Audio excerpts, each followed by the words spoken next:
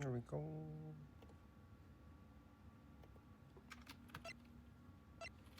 Back.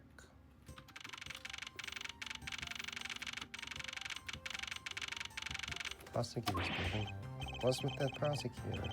I can't believe how rude he was. It was unbelievable. Maintain your professionalism, detective. I'm gonna find some real solid evidence providing Maggie's innocence. You'll see, sir. You've been kicked out of the crime scene, sir. True. So, then what now? It looks like my life's fallen into another gigantic ditch. Not to despair. We can overcome this as well. There are many other places and things we should be looking into anyway. Really? Sir? For example, this hallway. The linchpin of his argument against Miss Bride is related to the master key. In that case, this hallway is a perfect example, a perfect place to look for more information regarding the mystery surrounding my door. Begin investigation.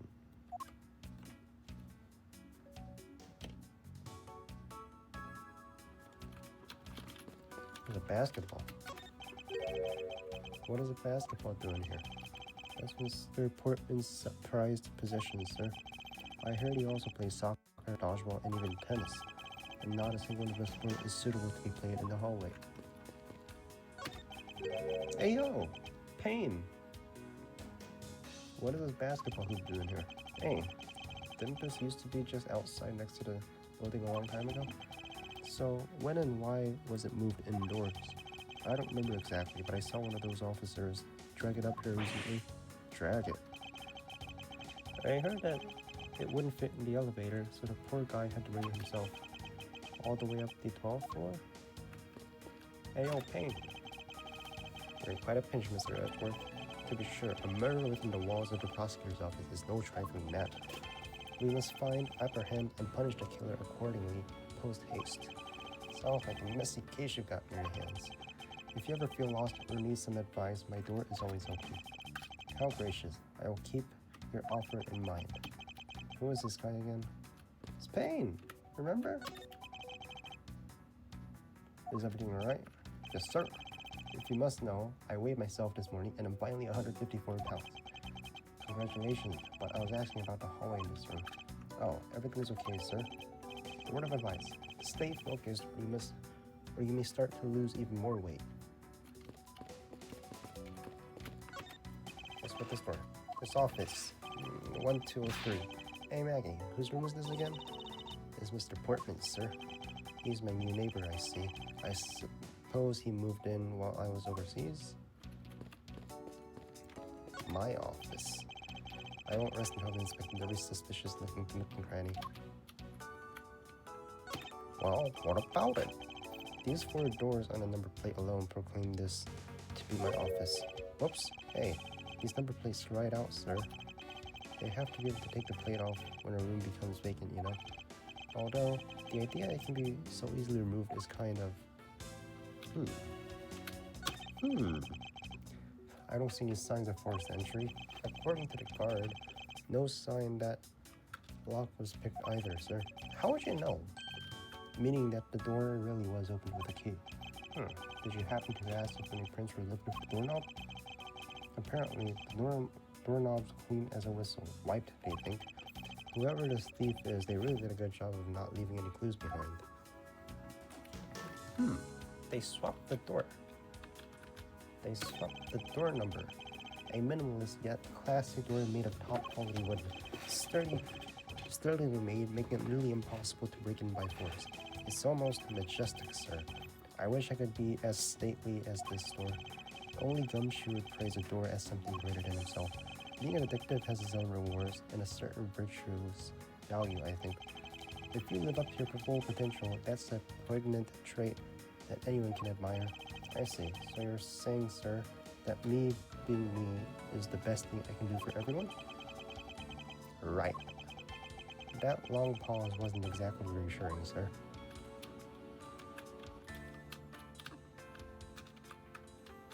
Is that it? Anything else? It's not. Chair. Sofa. No. What about it? Well-crafted, high-quality sofa for visitors. The stitching is excellent. Talk about a luxury waiting area. These babies are also great for napping, you know. You would sleep even out here, Detective? In the hallway? Whatever I do, I always wind up reading without giving a testimony up on the stand. But I always end up the same way. Me getting trounced by a lawyer. Isn't that awful? Sorry. Phoenix, maybe I should give it some try sometime to envision myself winning naturally. Hey, there's that book. It's... Ah, isn't this that missing 0 file? No doubt about it. The bloody letters are clear as a day. There seems to be a few pages missing. Our thief only took what was necessary and left the rest behind. Check for prints. There should be a lot of prints, right? So, what are these 0 files about, sir? I guess they've got something worth stealing in them, huh? Not particularly. It's just a collection of court cases. However, the cases within these files are not mine. Huh? They belong to the high prosecutor that used to occupy my current office. Is he the final boss? Von Karma? I have my reasons, but let's just say I was charged with keeping them as they were. And that means the thief must have also wanted the file for a specific reason, right? It would seem so. Only the pages related to the case from 10 years ago are missing. Oh, maybe his father? I think it was his father. I wonder why anyone would care about such an old case. Okay. Anything? Oop. Hey, yo, Maggie. Sup? I was wondering if I'm still with you for a bit concerning this case. I've always been a big fan of the courtroom, but this is like a dream. A dream I'm being cross-examined by D. Miles Edgeworth. I can't let this chance pass me by. I remember to ask her about the master key. Should I jog her memory by showing her my notes with X? The victim. Have you ever met the victim before? Well, I've seen him a couple of times before when I had to go to Mr. Portman's office. Mr. Faith was always playing basketball with Mr. Portman, sir. That sounds like fun. Just once, I'd love to play with them. Sounds fun, but the only person ever taking a shot was Mr. Portman. All Mr. Faith ever did was pass the ball. On a second thought, I don't think I'd have fit in all that well with him. Maggie. Miss Maggie Bryant, correct? I take it that you are an acquaintance of the detective. She was under my supervision back when she was still in the force, sir. One day, she got caught up in a murder and things started going downhill, so she quit. I owe a lot to Detective Gumshoe for introducing me to my current employer. So I thought, until a few hours ago, right before I was about to clock out for the night, you got caught up in this whirlwind of the case, correct? Don't worry, my whole life has been nothing but a whirlwind of bad luck and failures. Since I was 6 months old, when I fell from the 9th floor of my apartment building, I've been hit by all sorts of vehicles, gotten sick from all sorts of food, failed at almost every test I've taken, experienced almost every kind of disaster, and now I even managed to be named a criminal just when I've become a security guard. That's a lot to go through in one lifetime. I mean, have you seen Edgeworth? I know, just when I thought I had finally found my happiness. I mean, compared to Edgeworth, his father died when he was little in an elevator, got accused, and Edgeworth got accused. And then his mentor was a murderer, right? I wind up getting you and Detective Gumshoe involved in my bad luck. You don't need to worry about me, Miss Bird, nor do you need to worry about yourself. I will solve this case and prove your innocence. All I ask in return is your cooperation. Yes, sir. You can count on me. I'll do all I can to help.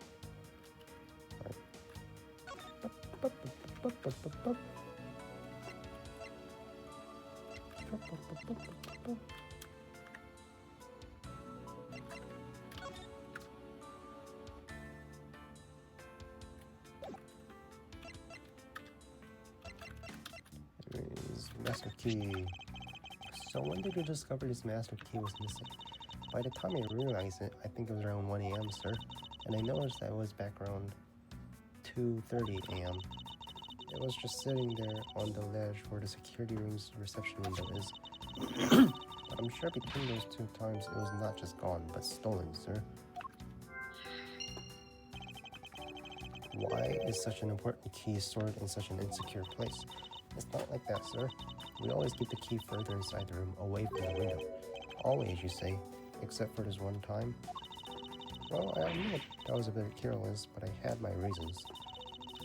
I left it out because I was sort of using it at the time. It was after I had used it that I had left it sitting out on the ledge. She used the master key?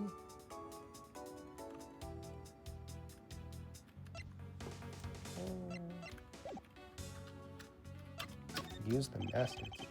What do you mean by you used the master key? I had used it to open the door for this prosecutor who had forgotten his key.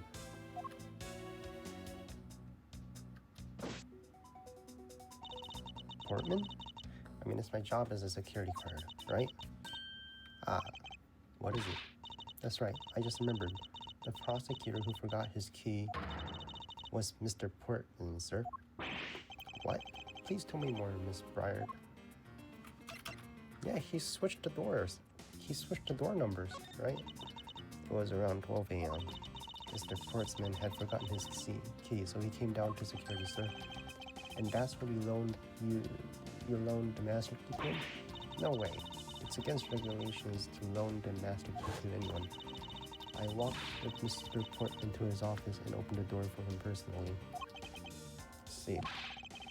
And then, what happened after? Well, he called me to come close to his office. I was leaving to go home.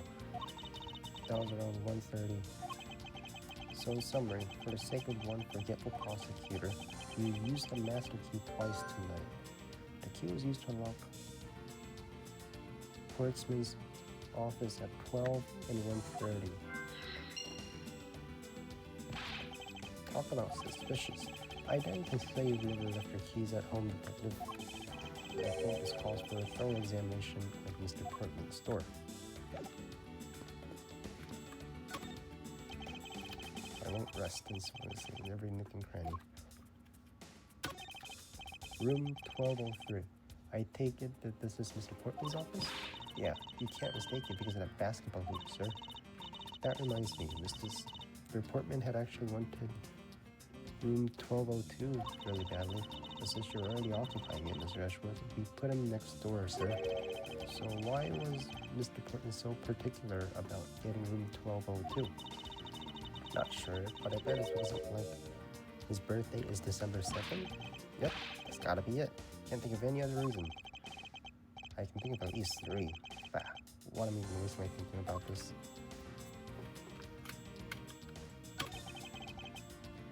The door is locked tight. I bet the old credit card wouldn't work here. This is the office of a prosecutor, Detective. These doors would be pretty ineffective if the average cat burglar could get through them. Ah, so I guess the only great cat burglar can get in. That must be who the culprit is. Might I advise you to return that conclusion to whatever pawn shop you bought it from? Minimalist, yet classy door made of top quality wood. Kind of majestic, it fits really well with the ambience of the prosecutor's office. Even Mr. Portsman seems dignified just because he works behind one of these nonsense. A man doesn't become more or less dignified because where he works.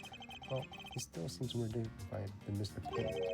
Mr. Payne, I suppose custodial work can also be dignified. And the hoop? It's Mr. Portsman's personal basketball hoop. I can't believe he puts it like this in the hallway of the prosecutor's office. But you know, it's actually pretty useful, sir.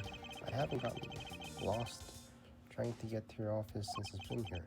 How long have I had the same office, and yet you still managed to get lost?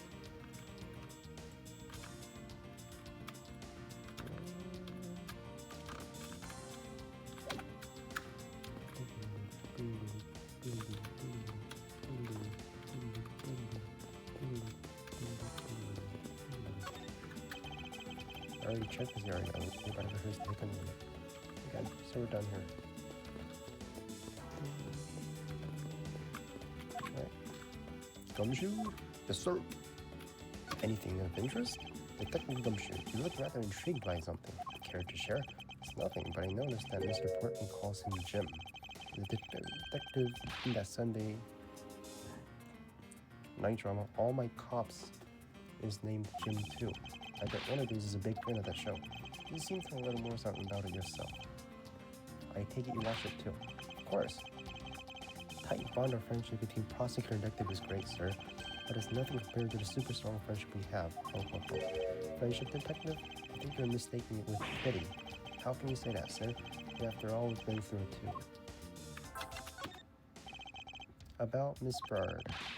No way she's the killer. Please don't come to buy that accusation, sir. Rest assured, I think she's innocent. However, I need to ask her a few things regarding her security guard position. Or if you're only asking, that's okay. Stand next to her and press A. I know how to play the game. Then you two can talk about whatever topic you pick. When you want to ask her about evidence, all you have to do is present her with X. After you choose what to show her, press X again, and off the two you go. I recommend showing different people different things. You'd be surprised by what they say. Thank you for the explanation, though I don't recall asking for one. Just, sir, you can show me evidence in the same way, too. I do believe it's time to get down to business and ask some questions. Ignored again. Ace investigator? I was wondering about the investigation. I've been waiting for this. Let's let a real seasoned pro teach you how it's done. A real seasoned pro. Instant noodle cuisine, perhaps. You know where you can always check out the really important spots in more detail, right? Yes. And if the area's too big, you can always use R to take a look around. But don't worry, sir. The R command will only show up when you need it. I knew that as well. And when you think there's a contradiction or something unusual, try deduction. First, you line up your cursor with the suspicion-looking area, then you press X to choose your poison and then evidence. When you settle on the piece, you gotta present it with X again. I'm pretty sure anyone knew that as well. Well, if you can remember all that, then welcome to the world of pros. I doubt IW Ace Investigator. Class dismissed, and all I wanted was an update about the investigation.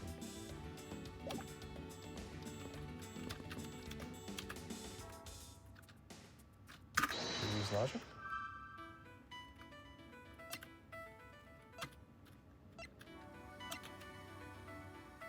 Is it these two?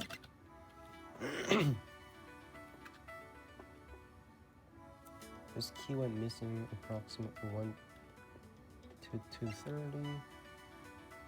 Key was used to unlock Portman's office at 12 and 1:30.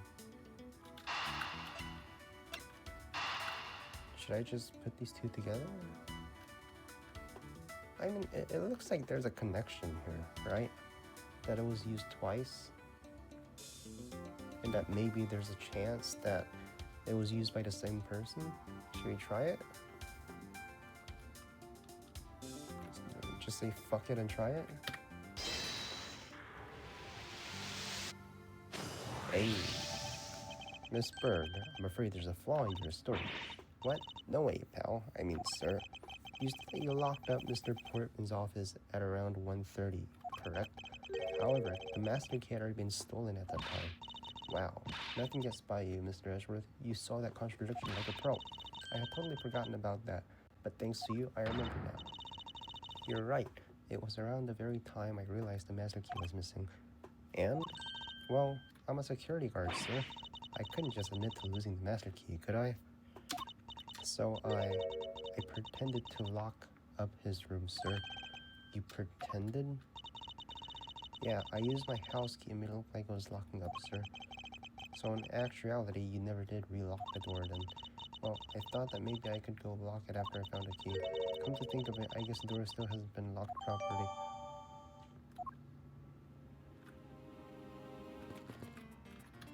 It still hasn't been locked properly, he said?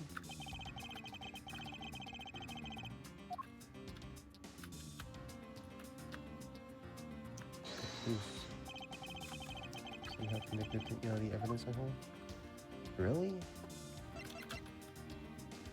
Unlock the door, but the master key was stolen, so she could not lock it up.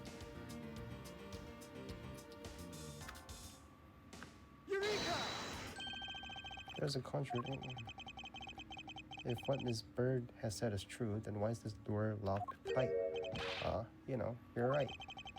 Miss Bird, are you sure you didn't relock this door? I am certain of it, sir. And I don't think Mr. Portman noticed it himself. Which means what, sir? Either it means he actually does have the key to his office, or that the door Miss Bird tried to open wasn't this one at all, but a completely different one. She opened a different door, but how can you prove that? There's an easy way to find out. All we need to do is examine these. The number plate, prints on the doorknob, prints on the master key. On the doorknob, right? We think that she switched the plates, or he switched the plates. Which means Miss Bird had to unlock that door, right? Prints on the doorknob. The prints on the doorknob will tell us everything. Hey you, do us a favor and see what you can get from this, okay? What did you find out? There's no need for such belligerent nostril flaring, detective. Sir, I have found only Mr. Portman's and Mr. Faith's prints on this doorknob. So only 2 people's prints were found in this, huh? That's pretty decisive. Huh? I'm lost, sir. Thinking logically, a certain other person's prints should be on this knob as well. Now then, whose print should also be on the knob? Smacking. Take that! Don't you find it odd that the prints of the person who unlocked this door are absent?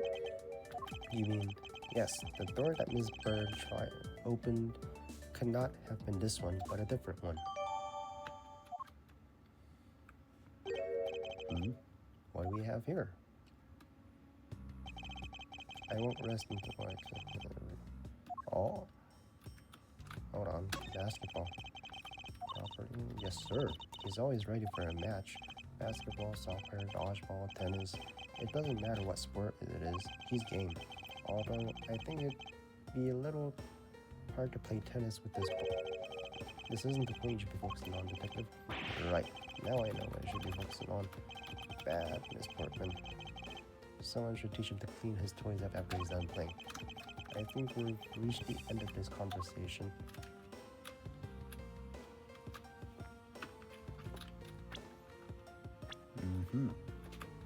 Aha. What is this? Looks like a scrap of paper. I'll get it, sir.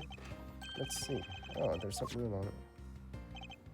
I brought 3 pieces of evidence by, just like we talked about on the phone, but it looks like you're out. I guess I'll catch up with you later, buddy. Yeah, and it's for Mr. Portman. Aha. What's this? It's been moved. Where are you looking at, sir? Oh, hey, how about a game? That's okay, detective. I just found the position of this hoop to be a little off. Hey, you're right, sir. I guess it shifted when someone made a seriously sweet slam dunk. The position of this hoop is definitely unnatural. I better take a note of this. It's complete. Poking around this hallway has actually paid off quite handsomely. Huh? How, sir? In a variety of different ways. I think it's time we have a little chat with the real culprit in this case. You know who the killer is? Wow. As long as my logic is sound, then yes.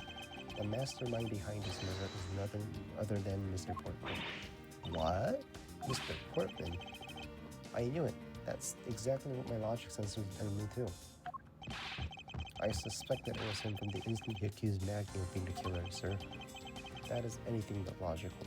It's kind of logical, to be honest. Ladies and gentlemen, prepare yourselves. Come what may, it's time to knock on truth's door. Mr. Portsman. Mr. Portsman. I finished processing the bloody letters, sir. Alright, let me take a gander at it. Pass it here. You just throw the book like that? Okay, you're looking good. You there, take a good look at this. Ah. Well, if it isn't Detective Gumshoe. End of the line for you, Portman. We got you now. Call off your dog, Mr. Ashworth. Is this some kind of a joke? It's no joke. We know, Mr. Jacques Portsman, that you are the guilty party in this case. You must be pretty upset getting chased out of your own room. I'd be mad too. I guess you can stay if you promise to stay out of her way. You intend to hide your crime under the guise of a prosecutor doing his job? I can see right through the unsightly, paper-thin mask you wear upon your cowl. Who'd have ever thought it would come to this? Actually, come to think of it, your mentor was Manfred von Karma, right? The legendary prosecutor who never lost a single case for 40 long years.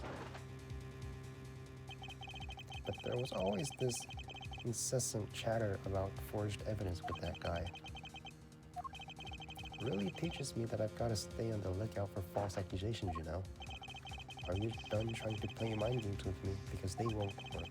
The only thing you should be using that mouth of yours for now is explaining yourself, although that too will only dig your hole deeper.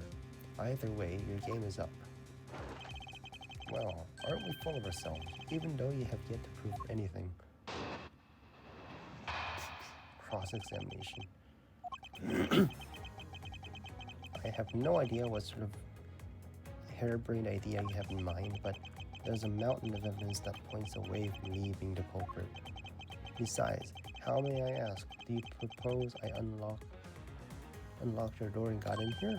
Look, I feel bad doing this to you, but I've got work to do, so we're done here. We're just gonna press on everything. Sorry, but we are not finished yet. Boy, you're stubborn. I suppose you're basing your accusation on something. I'll show you what I'm basing my accusations on with evidence. Review. How many sentences? I have no idea what sort of harebrained idea you have in mind. Hold it! Hold it! My accusation is a harebrained idea, is it? You tell me. I say it is, after all. There's a mountain of evidence that points away from me being the culprit. Hold it! Hold it. Oh, and what, pray tell, kind of evidence are we talking about here? Jim was my partner, so you can't say I had a motive for killing him. And that's it? That's not even an anthill, let alone a mountain. But it's more than enough, wouldn't you agree? Might I recommend you review the word evidence means? It doesn't change the fact that the evidence doesn't point to me as the killer. Besides, how may I ask, you propose I unlocked your door and got in here? Hold it! Hold it. Unfortunately, I believe I have already shown how earlier. Your speculations mean nothing, as I still insist that I cannot gain access to your room. What should I do now? Should I raise an objection? Raise an objection. You claim to have had no way to open the door. However, is that really the honest truth? Alright, I'll humor you. Go ahead, shoot. Very well then. I propose that you use this to open my door.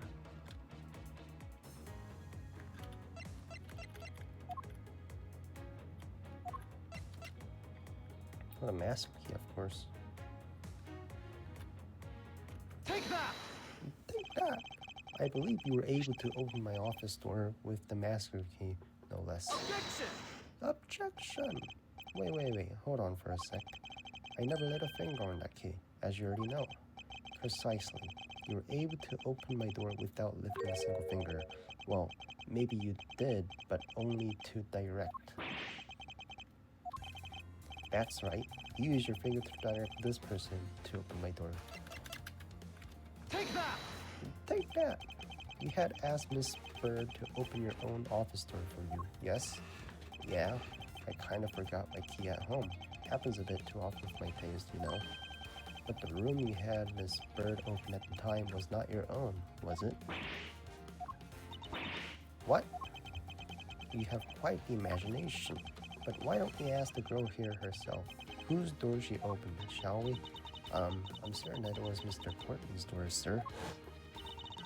I checked the number plate to make sure I was opening the right door, sir. See? Miss Bird backs up my story. Yet, what if he had misled her to fool her into thinking what you wanted? How? And how do you suppose I did that? By switching the number plates on their doors, for example. That's right. They do slide out pretty easily. Furthermore, you then use one other thing to give a very strong impression. That door she was opening was yours and not, in fact, mine. What was it?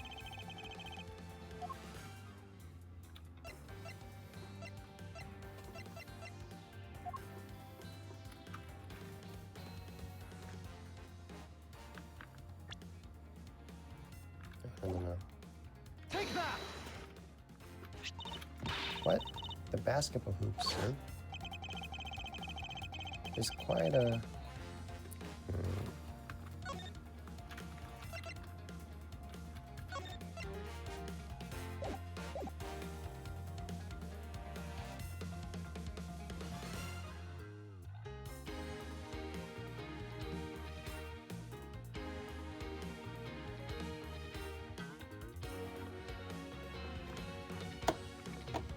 There's quite the peculiar fixture in a hallway, let alone a hallway in this building. Which is why you left a usually strong impression on you. It's an object perfectly suited to sit just outside the office of a peculiar prosecutor. Gah. That's very true, sir, because there was a basketball hoop sitting there. I thought the door opening had to be Mr. Portsman's. There are signs that the hoop has been removed. To sit in front of my office, to be sure. I see. So that's how you throw suspicion on people. Thanks for the tip. But I think your conjecture is a little off the racetrack. Another one? Now you're just spouting nonsense. I had the girl open my office door. After that, I was in my room the entire time. You don't have a single reason to suspect me. So he intends to claim his innocence to the end, does he? I'm as pure and innocent as my jacket. And Miss Bird is as dirty and guilty as the jacket she wears. Jacket's not dirty, I'll have you know. I just washed it yesterday. Please calm down, for I intend to show who is the one truly covered in slime here.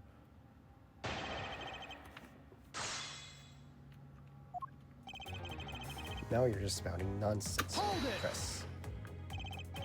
Nonsense, you say? Yes, because I'm telling the truth here.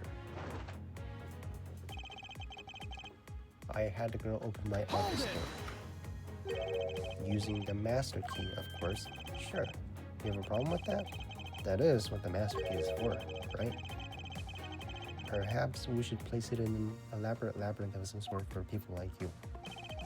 And after that, I was in my room the entire time. And what were you doing in your office? I was doing my usual training regimen. Training regimen? Were you going through your law books from start to finish? Mainly battling characters and some weights. Oh, and I jog when I get the practice chance. Well, you must be the buffest prosecutor we have. With the weakest legal muscles, it would seem. I was doing my usual workout, so you don't have a single reason to suspect me. I think I've given you quite a few reasons, actually. But none of those will stand up on their own. Then what about all the evidence? It's all circumstantial. No judge will convict on such a flimsy evidence. It seems to be trembling a little. One more little push. All I have to do is find a flaw in his testimony.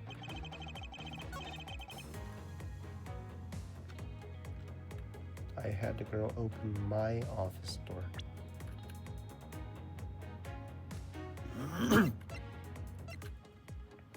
Prints were not found.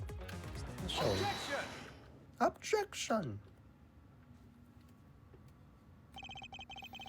I had your door dusted for prints. My door? What for? Come on, I bet you didn't find anything. You sure are good at wasting time.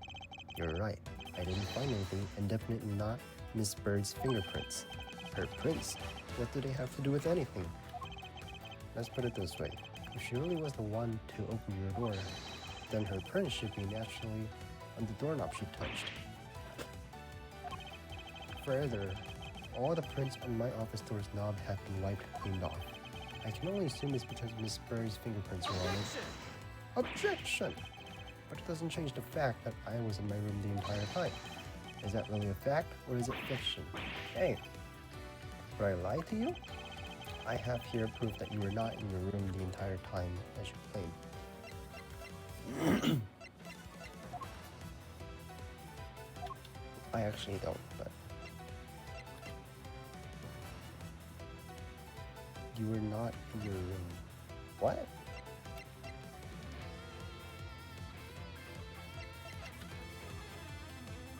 You were not in your room the entire time.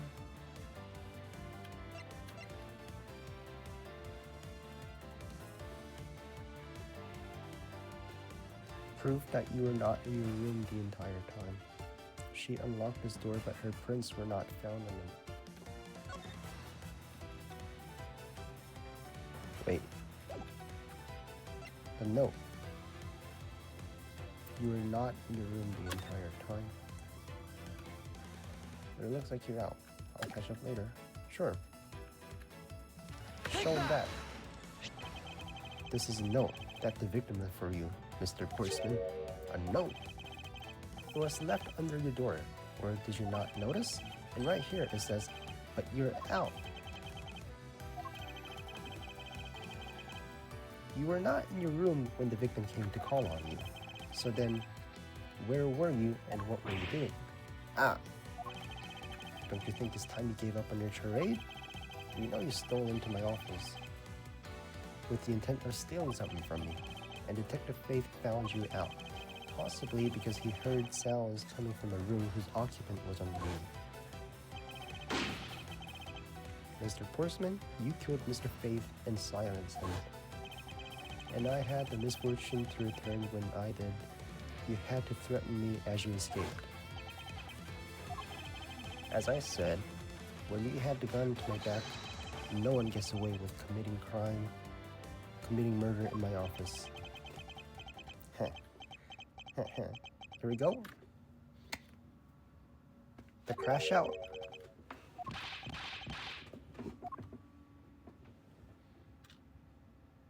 The crash out? And just what's so funny, pal? Well, that look of stiff seriousness on the face of his office's finest prosecutor, as he makes a huge mistake in accusing me, is simply too much to bear. There's just nothing else like it in this world. What? Mr. Edgeworth just explained it all, and he even backed it up. You're a murderer.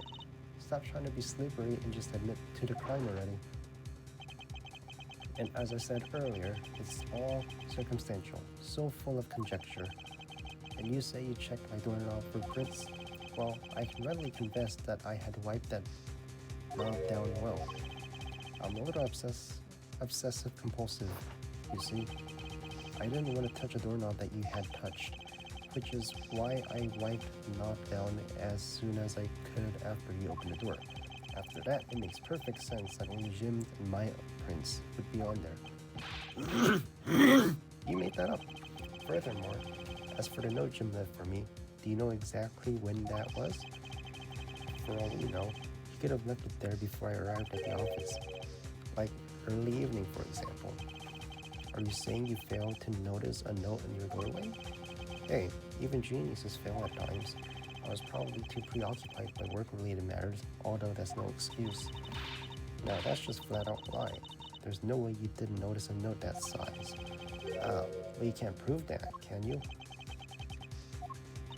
Say something, Mr. Edgeworth. Back me up here, sir. Portsman makes a good point. I can't prove that he didn't simply overlook it. Besides, I have an airtight alibi. Airtight, you say? I only just realized I had one as we were talking. I guess it would have been better for all of us if I had told you sooner. Alright, their testimony. Portsman's alibi. If memory serves, you came back to his office at around 2. And it was then that you had that unfortunate confrontation at gunpoint with the culprit. But at that exact time, I was down in criminal affairs. Ask around. I'm sure the other detectives will corroborate my story. It's a perfect alibi. Do you really think it's that perfect? Like I said, I don't care. Ask around all you like. You'll see for yourself. Detective Gumshoe? Yes, sir. I'll go check on his alibi, sir. Be right back. Mr. Edgeworth III. Sir, I think we're in trouble. It's just like Mr. Portsman said. The guy down in criminal affairs said they saw him around 2 a.m. You see? All the evidence points to him being the culprit. There must be a contradiction. Portsman's alibi. Alright, whatever this is, press. Hold it! You're correct. It was around 2 a.m. Are you sure? It's really important to me that you're spot on with the time. I remember checking my watch then. Make no mistake, it was 2. Oh, giving testimony like a pro. Okay. So you came back to your office at 2. And it was then that you had an unfortunate confrontation at gunpoint with the culprit. It is as you say. However, however, you're the only one who claims to have bumped into the culprit. So tell me, did you see the person's face? Was it me who you saw? Pretty sure it was your voice though. It was pitch black, so I couldn't actually see. Objection! Come on now. I'm sure you saw something. Try a little harder, why don't you? I'm beginning to feel like I'm the one being interrogated here.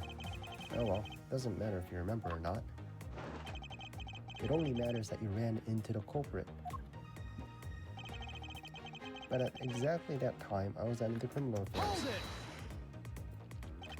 So you paid the criminal affairs department a visit. Yup, right after I left the prosecutor's building, I headed straight to the precinct. Ask around. I'm sure the other detectives will corroborate in my story. It's a perfect alibi. Well, you did go and ask around to confirm your testimony, and it was just as I said, right? Yes, sir. A number of detectives said they saw you at around that time. See? I have the perfect alibi. That's the ace I had up my sleeve. Alright. Impossible. He actually does have the perfect alibi. What's wrong? Why the sudden sullen look on your face? Can't you say anything back? I think we reached the end of the line and it's time to get off this crazy train. You there. Sir? Please escort this young lady out. But remember, be gentle. Maggie? Detective Gumshoe?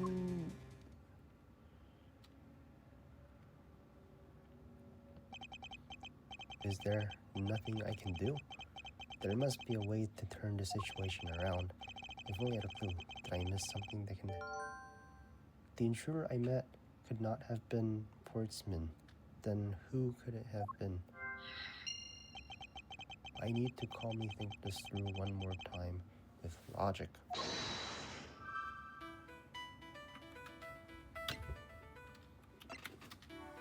Other than the victim's gun that I found, could there be another gun in play here?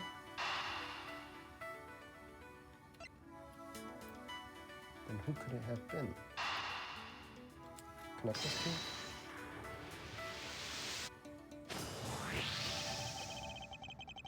There were 2 bullets left at the scene of crime. One that robbed Mr. Faith of his life, and one that nearly robbed me of my jacket. However, the murder weapon only shows signs of being fired once, meaning that it is entirely possible that a second gun was used in my office tonight. Entirely possible? No, there were 2. There's 2 bullets, so there's 2 guns. But seeing as how the killer had to steal Mr. Faith's gun, I doubt the killer had another gun up their sleeve.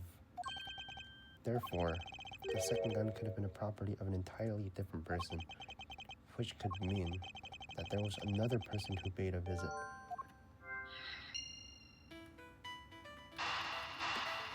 It's the only one, right? Supposing there was yet another visitor tonight, that would also resolve the issue of why my shelves were upended twice. We know that the shelves were disturbed once before, once after the murder. so it shouldn't be much of a stretch to think that it was the work of two different people. Once by the person who stole the victim's gun, then killed him with it, and once again after the murder by your second culprit, who was the owner of the second gun. If we suppose that the second culprit's gun was the one that was pointed at my back, Objection! Mr. Portsman, it seems that I need to amend my assumption regarding this case. Great, you've finally come to your senses. Mr. Edgeworth? Sir, what are you saying? This has to be a misunderstanding on my part from the start. I had assumed that the person I ran into was the killer, but that may not be the case. What do you mean? The person I ran to was just your average thief. A thief? But sir, doesn't that cause some sort of contradiction in the facts? Not at all. It simply means that the killer was someone else. And it means that in actuality, two culprits stole into my office tonight. What do you mean two? Explains both why my shelves were disturbed twice and how there were two guns. Mr. Portsman tricked Miss Bride and gained entry into my office. Objection! Now that you're leading this argument, you still don't have any actual proof, you know? If you could please go along with my hypothetical scenario. In the end, if you really are innocent, you should have nothing to worry about. Now then, returning to my scenario, Mr. Portsman was out to steal something from me, which is why he checked my secret safe and ransacked my shelves. This is the first time, so then this would be when the files were put back in the wrong order, right? Correct. And then, just when he was about to look somewhere else, who should walk in but his own partner, Mr. Faith? But why did Mr. Faith come into your room, sir? He probably had business with Mr. Portman, which is why he was in the area. But that's when he noticed sounds coming from my office with them, I guess. Oh, because you were supposed to be away. And he must have thought it was odd, so he came into this office to check it out. Correct. And as a detective, that was the right thing to do. But when he came in, he found his own partner standing there, because it was Mr. Portsman. Mr. Faith probably let his guard down. But Mr. Portsman was not merciful as to let him leave alive. He waited for a chance and stole Mr. Faith's gun from him. Then he killed him. He silenced Mr. Faith for catching him in the act of stealing.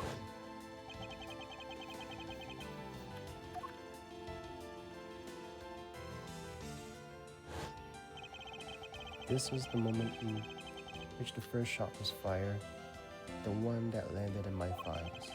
Following that, Mr. Portsman wiped the gun down and left it behind as he made his exit. So he could afford to do that because he had also left a fake dying message behind. You're such a complicated troublemaker, you know that? Well, if things were as simple as that, then all would be solved. However, there was yet another visitor, and this is where it gets complicated. There was another visitor, sir. Yes, and this other person's objective was to steal something from me. Now then, even after Mr. Portsman left, the door to my office remained unlocked. However, this new visitor had no way of knowing that, and so they stole the master key from the security guard's room, and then entered my room and searched through my shelves. This was the second time they were disturbed, and it seemed the thief found their prize. They stole the 0 file, right? Correct. Only just as the thief was about to leave the file, I appeared.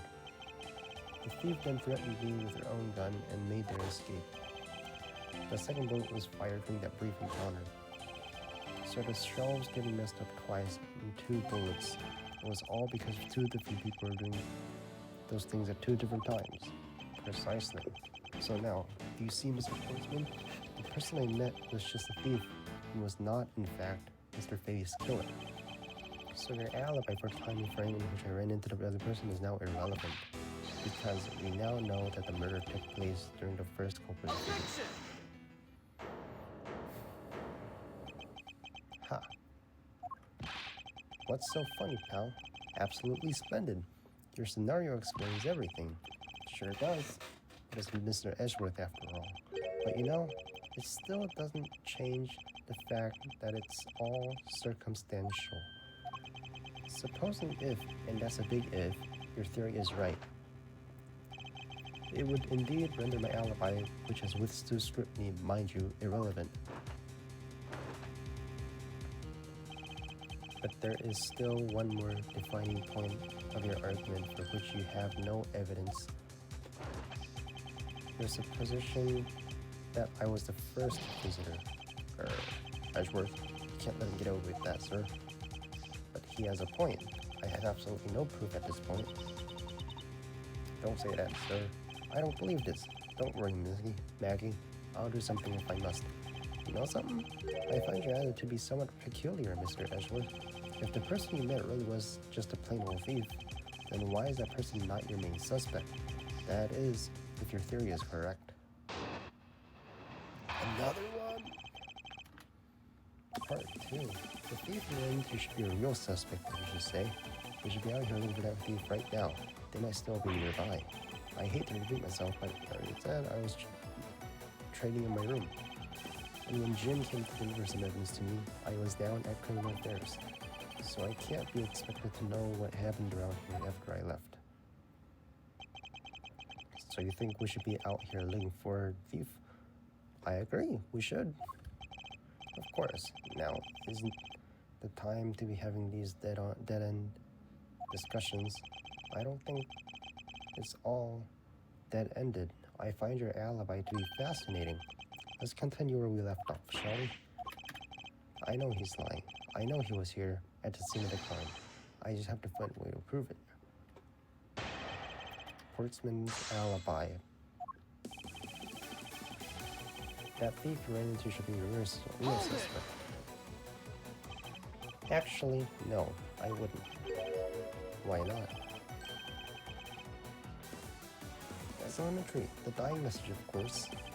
Mr. Faye's killer very clearly left those letters on the spines of those files, and it was after they were on there that the thief stole one of them. You mean the 0 files, right? And that's how you know the letters themselves were set up not for Mr. Faith. Wait, history? And it was after they were on there. If the thief was the killer, do you think they would try to undermine themselves? Maybe the killer just didn't think of that either. Yes, that must be it. Maybe, just maybe. We should be out here looking for that thief right now. They might still be nearby. Once escaped, I highly doubt a thief would linger nearby. No, they linger nearby. Well, you never know. Maybe they didn't get what they were really after. Oh, you talk like you know quite a bit about this thief. It's nothing like that. I have no idea about anything, after all. I hate to repeat myself, but as I already said, I was training.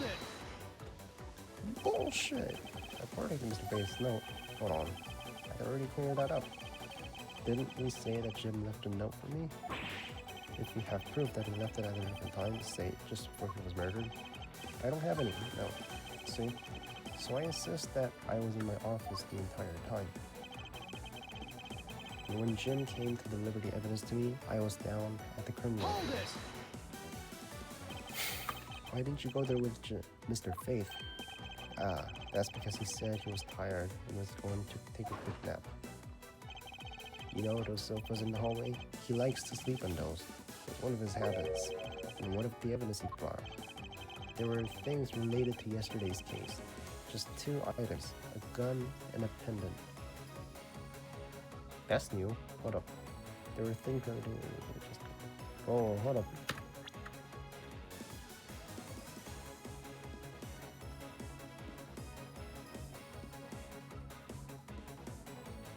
There were things related to yesterday's case. A gun and a pendant. Interesting. This piece of testimony seems too crucial to let slip through the cracks. He brought me 2 items, a gun and a pendant, that are related to yesterday's case. Oh. A gun and a pendant. Yes, this gun, which was a murder weapon, and this pendant, which belonged to the victim. And why were you taking them from to the criminal affairs. There was something in a past case file I wanted to compare these two to. But all this has nothing to do with the case right now. Anyway, I believe you'll find the long paper trail I left to be your satisfaction. This is all matching up with what Detective Gumshoe found out. So I can't be expected to know what happened around here after I left. Hold it! I can't expect you to know, can I? Nope, but I guess you can expect me to take a guess based on logical deductions. Let's see what it is. Jim waited for me to leave to store the master key, for the purpose of sneaking into your room, of course. And that's when Miss Berg caught him red-handed, and the murder occurred. It's all exactly as I had laid out earlier. I know he's lying. I know who's there. I have to find a way to prove it.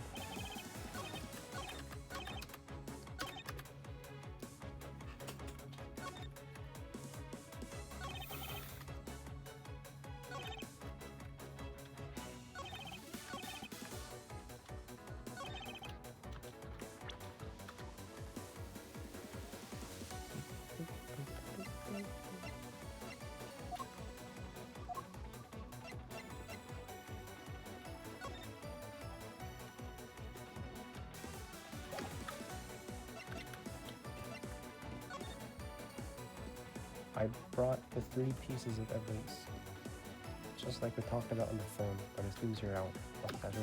You said 3? You said 2? He said 3? Only 2 pieces? I believe the proper phrase is, you fail. Excuse me? You fail as a prosecutor, Mr. Portsman, as you intend to keep the evidence hidden from me. What are you talking about? I haven't hidden anything from you. Well, here's a piece I think you should read carefully. It says that Mr. Face was given 3 pieces. Yes, and this is the victim's real dying message to you, Mr. Portsman. I can't believe it. To get tripped up by a simple arithmetic. Where is the missing piece of evidence? You have it, don't you? Only the guilty would make such a face. Detective Gumshoe? You don't have to say it, sir. I'll pat the guy down from head to toe. Don't come any closer, I'm warning you. This is all part of the investigation, pal.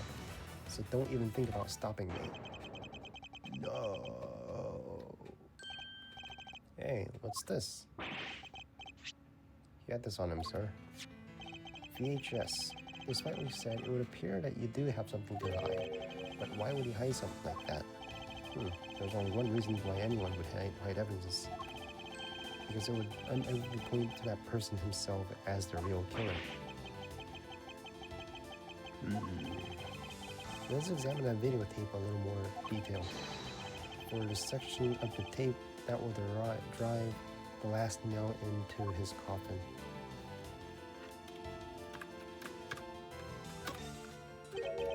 KG8 incident. That's a police case number, sir. Does that mean this video is evidence from the case?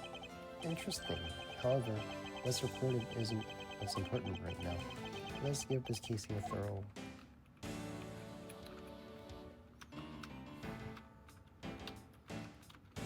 Oh.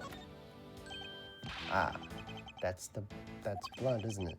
Yes, I believe this is what the good prosecutor was trying to hide from us. This blood is still fresh. You mean this might be Detective Faith's blood? No, you've got it all wrong. No, I'm not denying safety. We have but to run a blood test to find the truth. It told us that you had received evidence from the victim earlier.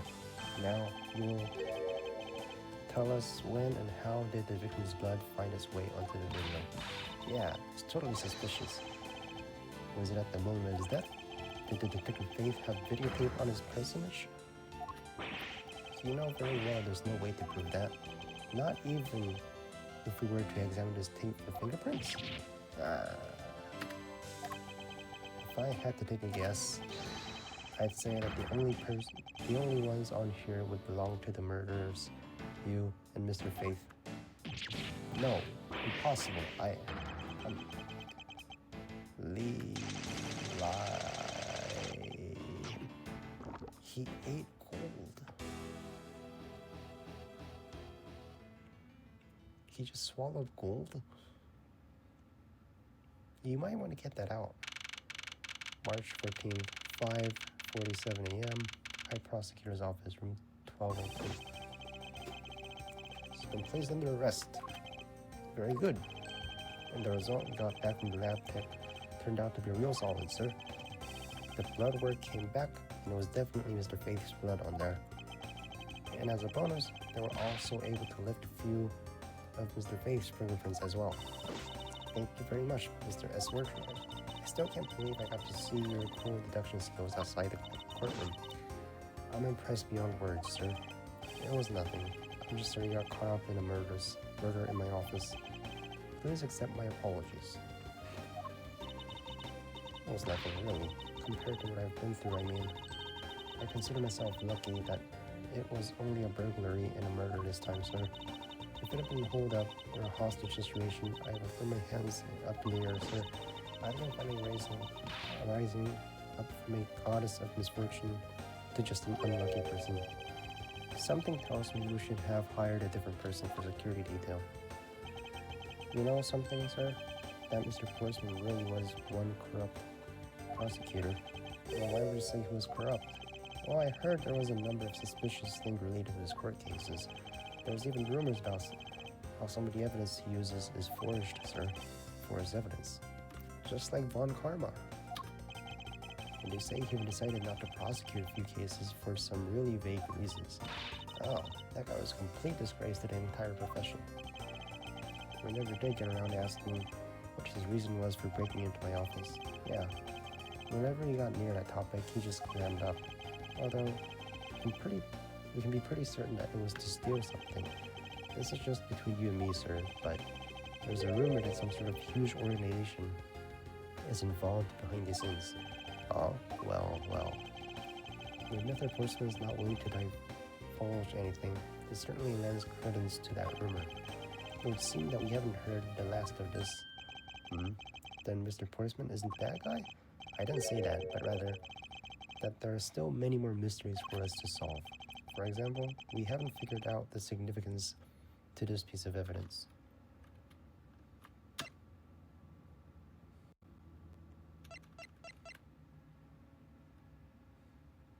This one.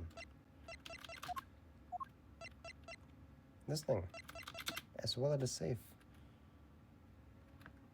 Take that! Take that!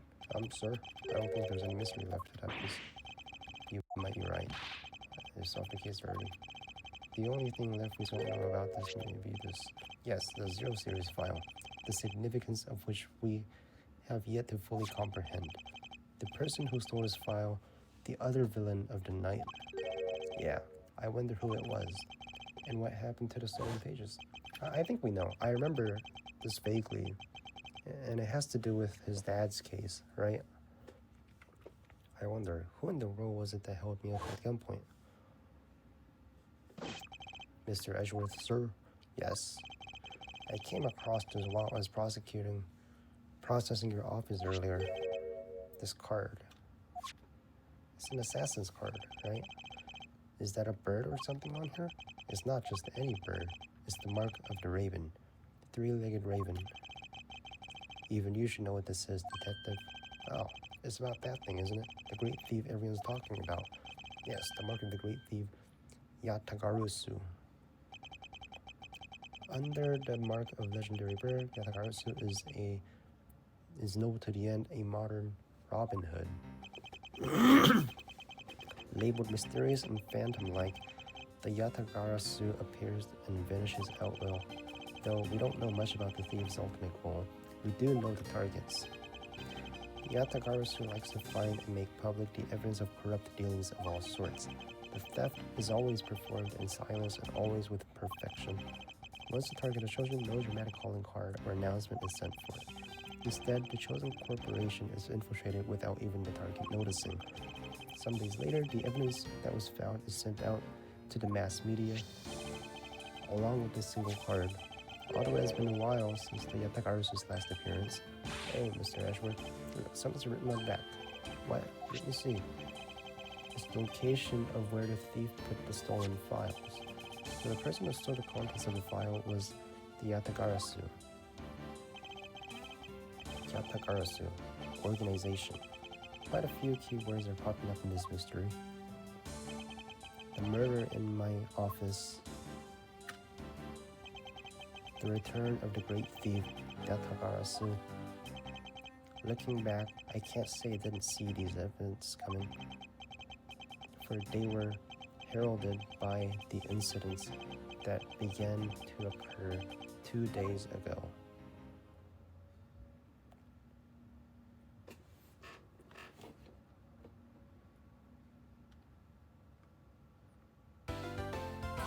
Save.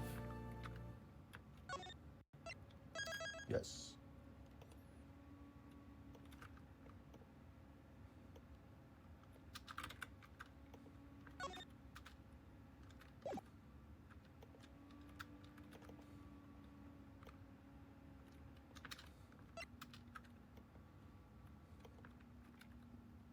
Turnabout Airlines. Start episode. Yes.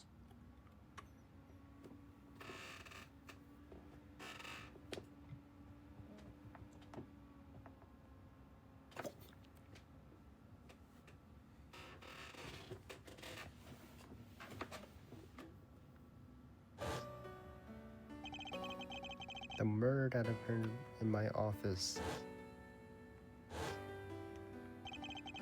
The return of the great thief Yatagarasu.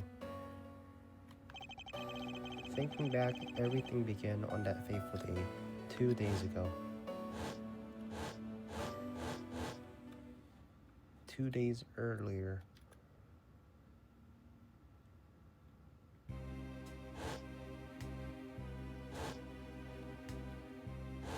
Right, the boat, right?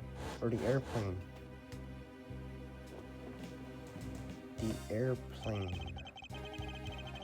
I remember this one.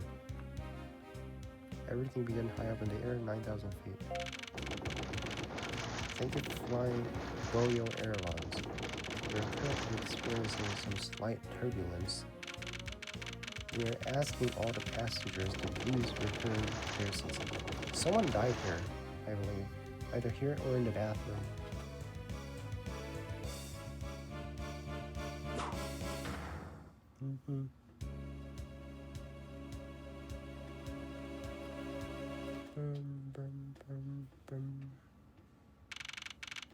March 12th.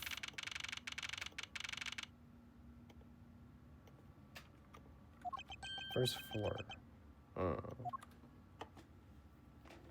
Pretty luxurious. There's even an elevator. Why do I feel like I just woke up from a horrible nightmare?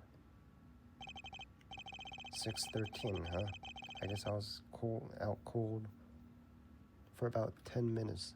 Slight turbulence indeed. And we're still flying. Ladies and gentlemen, we are currently experiencing some slight turbulence. For your safety, we ask that you return to your seats and fasten your seatbelts. I suppose turbulence is to be expected on a flight, though admittedly, I'm less than comfortable with anything resembling earthquakes. What's this? Travel wallet? But it's not mine. How does someone else's travel wallet and wind up in my pocket? My head. Why won't this headache go away? I'll take care of this travel wallet later, or hand it off to an attendant. From earthquake like turbulence to an elevator.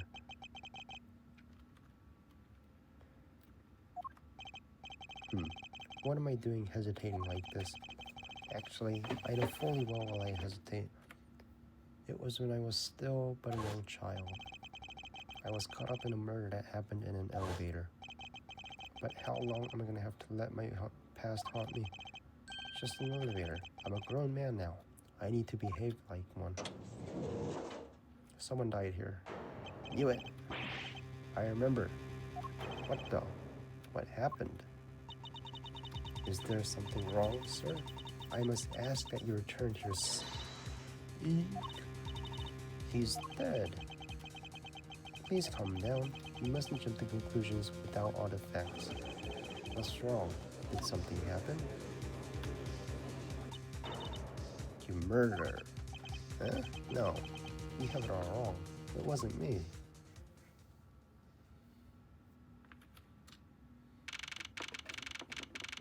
March 12, Flight G390, second floor, first class. Everyone, I am sorry to interrupt, but I have an important announcement. I am one of your flight attendants today, Rhoda Taniro. Unfortunately, we have just had a minor accident on this flight. An accident? Don't treat us like we're stupid. Caught a glimpse and it was murder. What? Murder? What's going on in this flight? Everyone, please calm down. There's no need to panic. This flight will stay course and make its scheduled landing. We are still currently in the middle of a rough patch of turbulence. So until we're out of this area of turbulence, I ask that you please remain seated. Someone was killed, right? I mean, what about the killer? Let me off. Please, there's no need to feel threatened. We have already apprehended the culprit. I ask that everyone please remain calm. What the heck is he talking about? Why should we remain calm? My name is Miles Edgeworth. I am a prosecutor, and I assure you I am not the killer. Being a prosecutor doesn't make you incapable of murder, buddy. Now, you listen here. I am not the killer. I simply found a body. So you say. However, I am sure that you are the perpetrator of this crime. I swear on my honor as a professional flight attendant. Is that right? I know what I saw, and there's even very strong incriminating evidence that back me up. What kind of incriminating evidence is she talking about? We've already alerted the proper authorities at our destination. Until we land, you will remain under custody by the powers vested in our captain. I'm very sorry, but please understand your situation. Your situation? I'm more concerned with mine and the direction it's going. I'm not about to just sit idly when I get accused of murder. Mr. Nero, is it? Yes. I was wondering if you might give me a chance. A chance to do what? A chance to plead my case.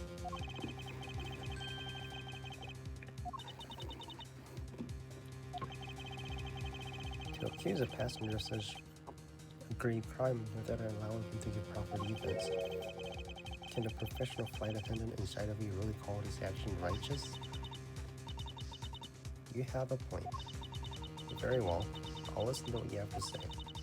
But be wary of what you reveal. I'm afraid you'll only make me more suspicious if your explanation fails to satisfy. I also do not have time to deal with you all day, so please make it quick. Of course, as you wish. Good. Very well. Then, let's get started. I know for a fact that I didn't kill the man in the elevator. What I don't know is what sort of evidence she has up her sleeve, but I'm certain it doesn't fit with how the crime really occurred.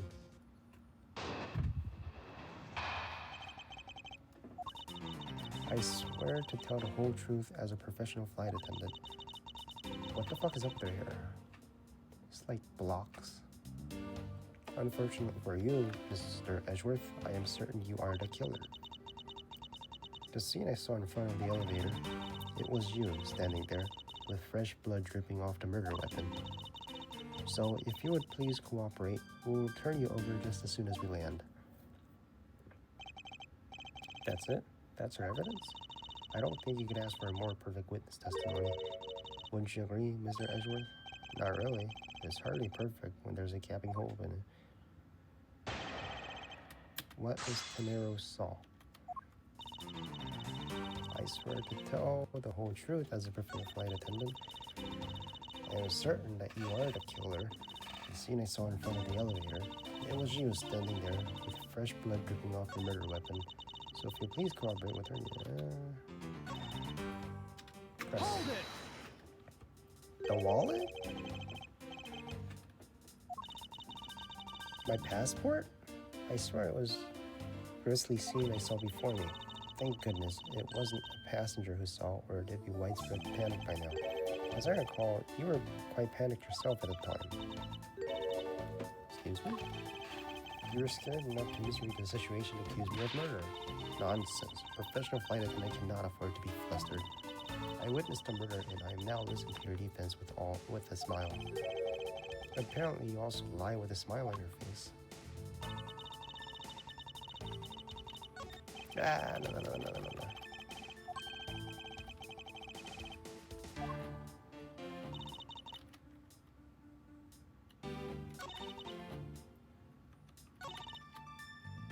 The scene I saw in front of her was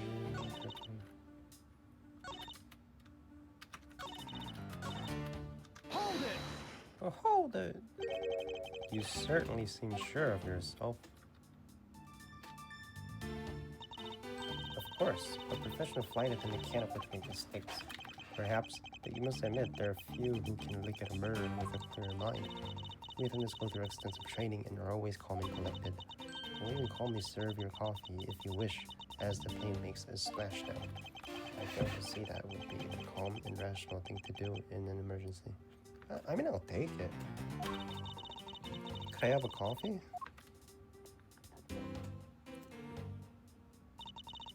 That is the duty of all professional flight attendants. You certainly are confident. Anyway, shall we return to your testimony? The scene I saw in front of the elevator.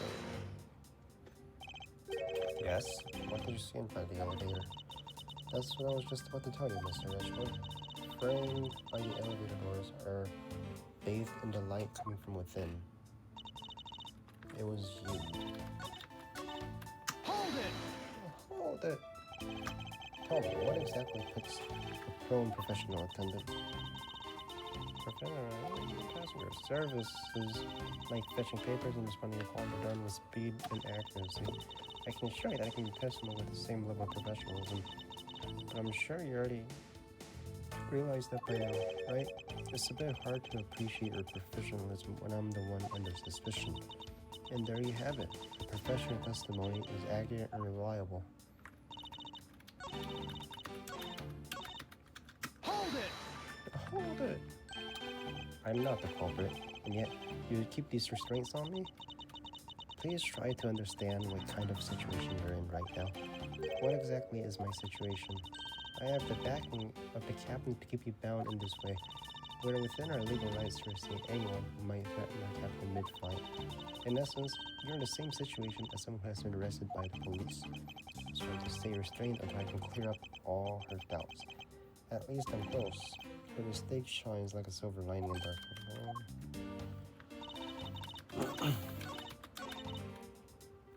It was you standing there, blood dripping off the murder weapon.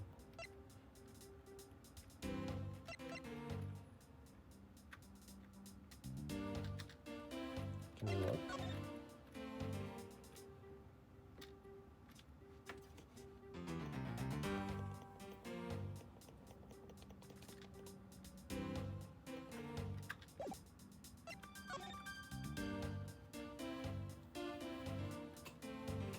Flight itinerary. Fresh blood dripping off of the murder weapon. This?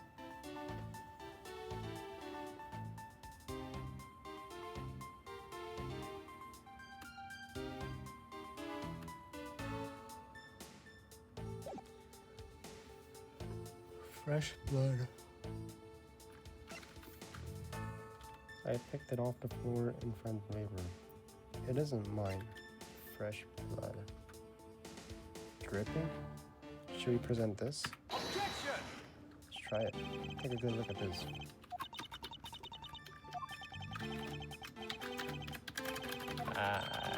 Just penalize me.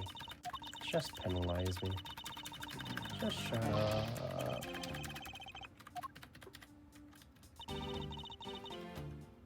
With fresh blood dripping off her. Alright. Let's try this then. Objection! Miss Tenero, What is with the yelling all of a sudden? Force of habit. Well, it doesn't matter. Miss Tenero, you say you saw the murder weapon dripping with blood. Is that correct? Yes. All that blood, drip, drip, drip. Just recalling that scene sends chill down my spine. Sorry that your so-called professional flight attendant training has failed you. I'd like to direct your attention to this. Do you know what this is? It's a travel wallet, right? It looks a little big. The thing you saw me holding when I discovered the dead body in the elevator was the very travel wallet, Miss Tenero. But impossible. Now then, do you still think I'm the killer? That I killed him with the travel wallet? No, but I saw blood dripping from the wallet. I know I did. As you can see, this wallet is clearly stained. But if you'd be so kind as to take a whiff, I think it is grape juice. Grape juice? That's right, you mistook grape juice for blood. The murder weapon dripping with blood does not, in fact, exist. No. There, that should clear up the pesky accusation. Hold it. Just wait a sec. That is... I mean, even a wallet could be deadly if it was wrapped around something heavy. I demand that you show me what's inside it, please. She's trembling. And tacked on please at the end. Sounds like I got her. There's no need to look inside. Even you can tell from its appearance light. No, I can't be sure of anything until I see the contents of what the wallet is. She's a persistent one. I suppose we have no choice but to see what's inside. Mr. Nero, if you would be so kind as to open the wallet and check its contents for me. Alright. I usually pry into passengers' belongings. But we have no choice here. KK. Some passport. There's nothing but a passport inside. This renders your wallet was the murder weapon argument moot. Wouldn't you agree? Hold it. Please hear me out. What is it now? Well, I was wondering, whose passport is it exactly? Can I take a look? Why not? I'm rather curious myself. That's the victim. Just like I thought. Hicks, Akbay, Republic of Virginia. Virginia? Oh, Virginia. What the fuck is that? Surname Hicks, Akbay. Hicks Akbay. Akbay Hicks. What's the pun here? There's usually a pun, right? This travel wallet belongs to Mr. Akbay Hicks, which makes the victim's property. Akbay Hicks. You stole the victim's wallet, didn't you? How dare you? You said it yourself. You claimed to be holding this wallet in your hands when I found you. Perhaps I did misconstrue the wallet for the murder weapon, but it seems that I wasn't wrong about who the culprit is. Mr. Nero's logic. As you claim, the murder weapon is not the travel wallet. However, it is something you stole from Mr. Hicks. I find it hard to believe in myself, but your motive was very simple. You were out to steal Mr. Hicks' money. So she's accusing me of a different crime. You stood up at the crime scene with the victim's wallet in your hands. How can I turn a blind eye and not suspect you of foul play?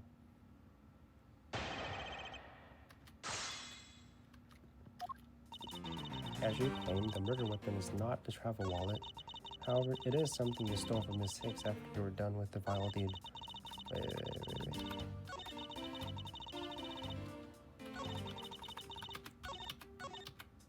Just press everything.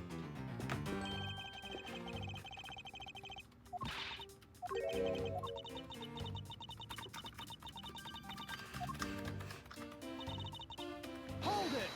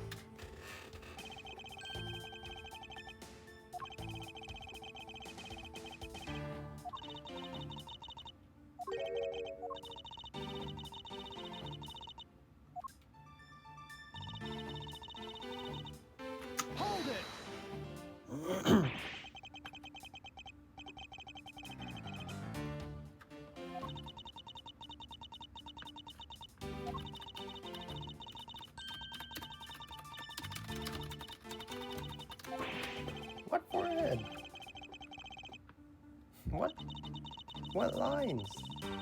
They're fucking clean, bro. Such a terrible countenance on a flight before. This mofo. That's when it hit me. You have to face with someone with money trouble. She really is making a fool of herself.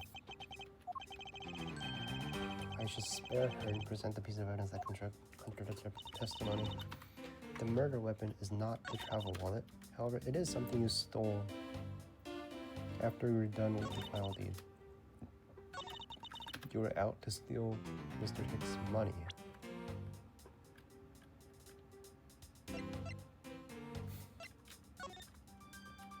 Let's take a look.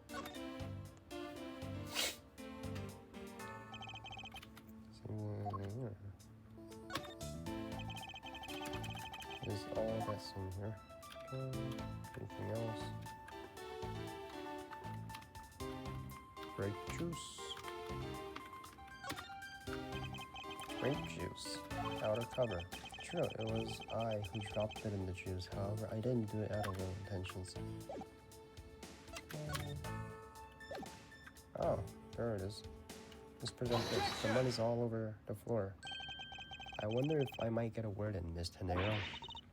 What is it now?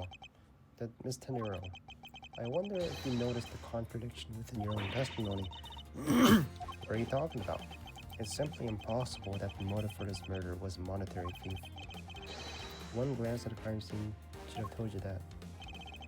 What about the scene would prove that the motive was not the money? Well, there's money on the floor.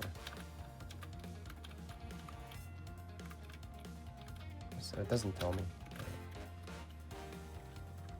There's money on the floor. If I made that extra to the things strewn all over the floor, that's right. The floor is covered in bills and coinage. By your rationale, these were the very things the killer was after. I think we can assume that the wallet fell during the victim's struggle with this killer. And I would think that the killer would have noticed something like money scattering everywhere.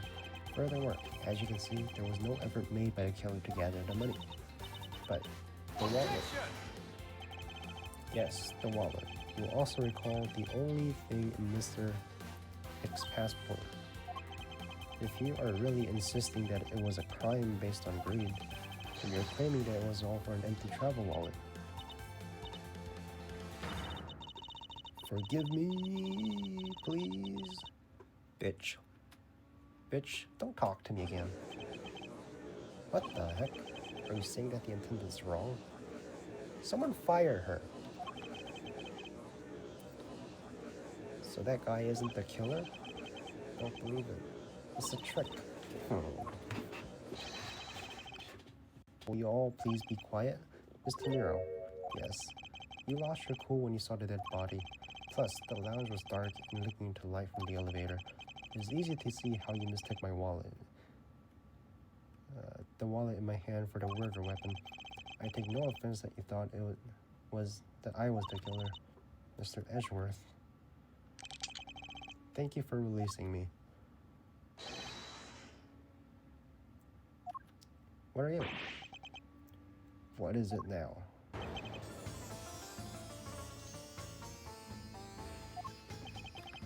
Mr. Nero, if you could please translate, I'd be much obliged. It sounds like Originian, but I don't understand any of it. There's another attendant on this flight leave. I said that he is giving the runabout. I don't require him to. I speak English as well, see? You, the attendant. Yes, sir. I want this person under arrest until we arrive at the airport. Under what? For what? We're both in first class. Why don't I have her arrest you? But what exactly are you hoping for? I'm finished talking to the likes of you. Please, I would like to hear why you would like me to be held under arrest. You, how dare you try to waste my time? You were the one who stuck your nose in my affairs. I wanted to spend at least one more second with my precious heart. I believe I have no time for other things. I know what you are. I see through you. Insolvent. Yes, I am pretty sure that's how you say it in English. Well, I hope I'm not monetarily bankrupt, but I don't think that's what you meant. I'm sorry, but I don't think I caught your name. I'm Zinc LeBlanc too. I'm a very wealthy man in Virginia. But I'm not ordinary rich. I am an art dealer, a rich seller of beauty. And he brought that shit to first class. What did you mean just now? Pardon? A runabout. I have to explain. Unbelievable. I will say it once and only once. I do not believe even a second to waste. Time is money, as they say. Yes, and yet you continue to put that on. Yeah, I saw it. Yes, I did. I saw the victim go onto the elevator, going down to the lounge. It was exactly at 6 o'clock. And what's the significance of the time? At 6, he says, wait, you saw him at 6? Ah, what's the matter, Mr. Edgeworth? He understands, I see. Miss Attendant, what time did you discover the body? It was a little after the patch of turbulence, so I would say around 6:15. Ah, Hicks was his name, was it? Then I say that man Hicks was killed in about 15-minute time span. And the only person in the lounge at the time was his prosecutor, yes? Yeah, I was in my seat the whole time. Me too. I was watching the movie and enjoying a fine glass of grape juice. I was eating. Look at this fat fuck. I was still eating. Still haven't finished, see? The other passengers have an alibi, so you have no problem with them, I suppose. No complaints, I see. Not a single word against this, right? No complaint. I have no way of discounting what you have put forth at this point, but it wasn't me. Oh, so you say. But do you have what you say, the evidence? Mr. Edgeworth, are you really the culprit after all? Mr. LeBlanc, I suppose you're quite certain in what you saw. Enough to give testimony? Of course, I was looking at that man the whole time. He was playing with that annoying little machine the whole time. Machine, yes. That's what you people call it in English, yes? It was making crazy with click, click, click. From that description, it sounds like some sort of small computer. I believe what Mr. LeBlanc is talking about is a cell phone. I have to say that I did see playing with it quite a bit myself. Cell phone? What year is this? A laptop or organizer, I can see, but that's kind of crazy for a budget. I hate that noisy little time machine in his hand. Not a fragment of beauty, all it produces is ugly sounds. Anyway, I know what I saw. Mr. Pinero? Yes? I was wondering if I'm being granted permission to examine the crime scene. What? You want to examine the crime scene? If you grant me a little measure of time, I'm sure I can produce a real culprit. I don't like the sound of that. Fox in the duck pen. Yes, I think that's how you say it in English. This fox guarding the hen house, and I believe my innocence was proven earlier. And if I'm given the chance, I can clear up all the remaining doubts. Mr. Nero, if you wait until we arrive, there is a good chance that some evidence will have been destroyed by then.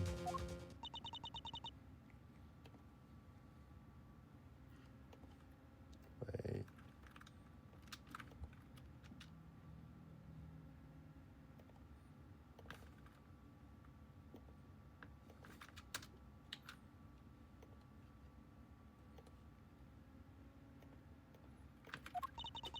I understand.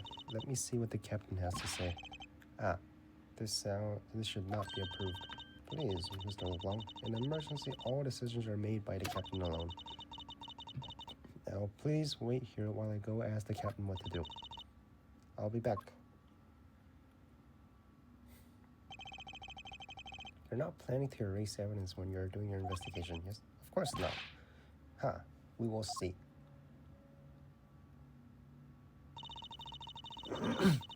I got the permission. Unbelievable. Thank you, Miss Tenero. There's one condition. I am to supervise you. Sure? Only natural, as I am still a suspect. I take full responsibility and will watch Mr. Edgeworth every move. I hope this assurance enough. Can we frame him?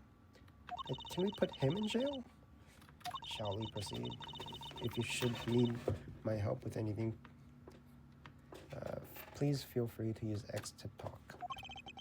It's time to head to the scene of crime. The first floor lounge.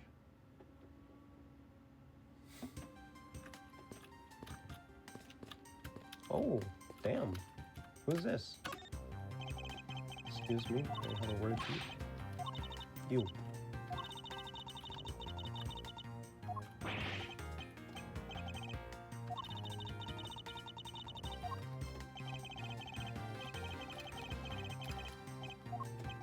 She's sleeping standing up.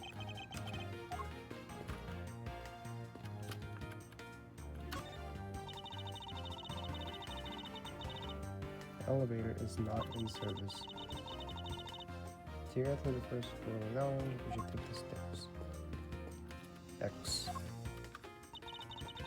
Are you in need of assistance? Captain's permission. I'd like to ask about investigating the lounge. As long as you have the captain's permission, I can't stop you from looking around. If you could pass the message along, I'm grateful.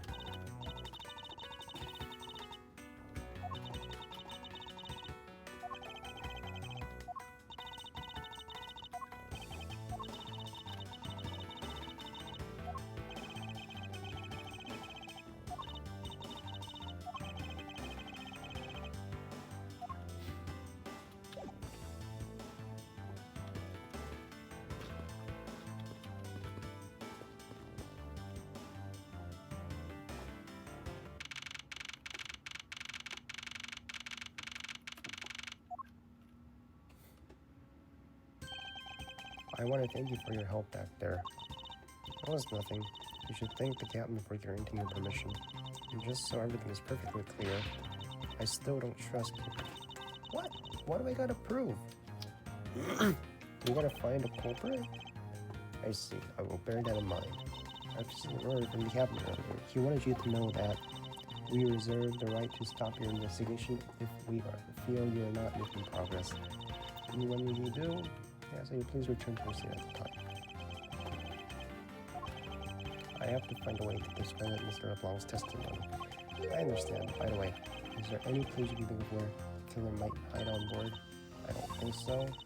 After every first-class passenger was accounted for at his or her seat, we made a thorough search of the plane. As for business in the economy class, no one can move between those two classes in first class. And we found no record of key card being used at all, which means that I have a first-class killer on my hands. At least I know that much for sure. And one other thing, no one else has been allowed near the crime scene. Okay.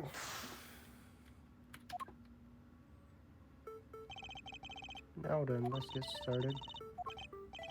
Let's start with LeBlanc's statement. The crime occurred between 6 and 6:15.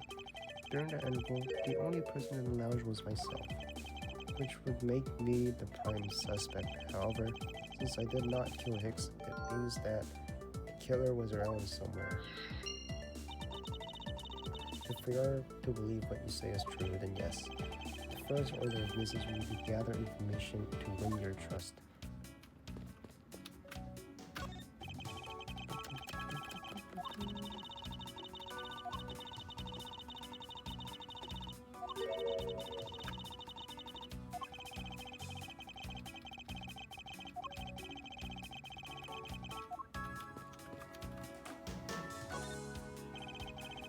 Some spilled grape juice.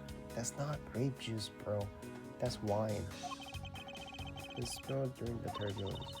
Must be cleaned up or something. Aha. What is it, Mr. Edgeworth? I found some very important evidence. What is the important piece of evidence? I don't know. Whoa, footprints. Footprints. Take that! Take that! What is it? They're a little smudged, but I think we can both agree that they're a set of footprints. So you think, yes, this belongs to a killer. Then maybe we should check the shoe size of everyone in first class. I don't think there will be any hope to us. Unfortunately, the prints are too smudged, which will be hard. You can still do it. Really? What floor does the elevator service? Only the first and the second, although it can also go down to the cargo hold. However, that requires a flight crew key card, so the only floor accessible to passengers are the first and second. I won't rest no suspicious looking granny. Doubt anyone is looking to find a dead body on the roof of this flight. Mr. Hicks, he's really dead? Yes. He's trembling. Miss Professional. Really dead? Then please answer us yes. She's over the trembling now, although new symptoms seems to have appeared. I should focus on the victim's body. Let's see. There's blood in the back of Mr. Hicks' head. Could this be the cause of death? He appears to have been struck. Even his glasses are broken. What was hanging off his lanyard? Something's missing from this picture. Now if I could just put my finger on it. Whoa, what is this? There's something sticking out of his pocket. Hope it went. It's the card, right? The Tatsu something? Never mind. It looks like it was taken inside a building somewhere.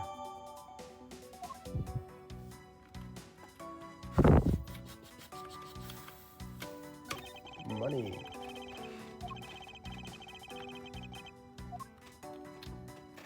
Card? Sinister looking figure on the floor. Go U Airlines. Merchandise sold at our in-flight shop. This bank is a limited edition, and it's so popular that we're down to the last one. Do you have an in-flight shop? Yes, it's just beyond the lounge to the right. The shutter to the store is closed at the moment, but it was open the whole flight up until Mr. Hicks' body was discovered. There's blood on here. Could this have been the murder weapon?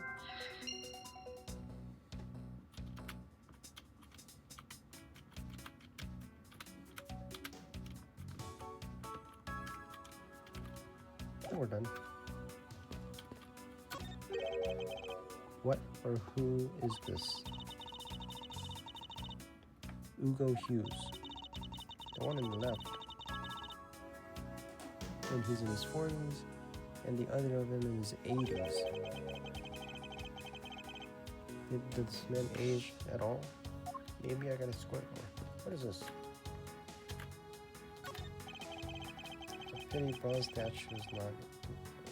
No, it's not one good drink has been swallowed at his feet. It's a statue of our founder, Mr. Ugo Hughes. You can throw to know if you knew so much great peace was here at his feet. Is that a hint? What is this? What is that? Counter windows come to the sky, but these clouds are moving. Ezra, you look like you're talking to the clouds. Is that so? You tell me. What do you suppose they said to? Oh no, but it looks rather one-sided conversation. They tell me nothing. Anything? Wait, hold up. This toppled chair, yet another victim of turbulence. No, look at the gracious stain in the back. It may not look it, but this chair was extremely valuable. It was? It was used when the Rocker Pals came toward this way. The Rocker Pals leader sat in this very chair. But what are these Rocker Pals? I can't believe you've never heard of them. They're all the rage. The Rocker Pals are an extremely popular international brand. They added the Pals part as they became more popular, especially known views. I'm not really one for the music of today. Maybe I should. Second thought, I can already see how confusing conversation would get.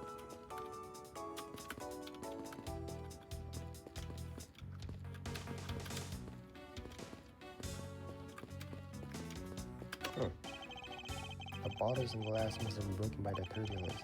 There's quite a bit of broken glass here. Please be careful when passing through the area. Thank you very much for the warning, Mr. Ashford. However, no matter how kind you are towards me, know that it does not clear up any suspicion. What? What do I gotta prove? Bathroom? Oh, flight attendant. Please understand that it's off limits to unauthorized personnel. The room is giving off a scent of woman's perfume. One would think that perfume would smell great, however. To me, it simply smells. Not that I have any interest in what lies behind this door. Perhaps we should return to the investigation. Mr. Edgeworth, sorry I spaced out. Piano? Piano. Grand piano is part of this playing. It can play the music of whatever CD we insert into the CD drive. It's not a piano, it's like an overgrown music box. Ah, but its keys depressed along with the music, as though there really is someone playing it. Some people have entirely too much money to waste on overly complex toys. Is that everything? There's something else? There is something else. Like to do something? Shoes. There's no grape juice residue on the sole of the shoes, making it highly unlikely that Mr. Hicks entered this elevator after the turbulence.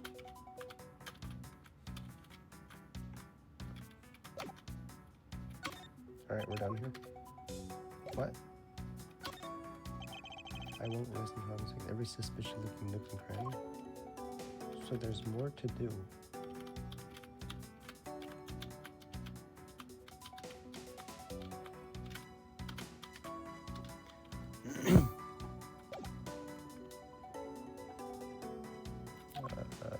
Got anything? Notice anything? Did you not notice anything? I was wondering whose footprints were next to the elevator. Killers, wouldn't you say? If they are, I'm sure they're a vital clue for solving this case. Come on now, Mr. Edgeworth. Let's go find them together. You're no help, by the way. Nobody likes a credit thief, so stop stealing my lines. About the victim? I was wondering if you noticed anything, Miss Tamero. Yes, I can't help but notice the sad atmosphere in here. Yes, it is rather a tragic crime. I'll say, robbing the poor man of her bone, bludgeoning him to death. Talk about rubbing in the salt. I believe I mentioned this earlier, but no money was stolen from Mr. Hicks. Yes, you did. Sorry for the accusation, but I still insist that there is something off or missing from when he was at his seat. Something's missing? I can't believe we did this too fashionably, man.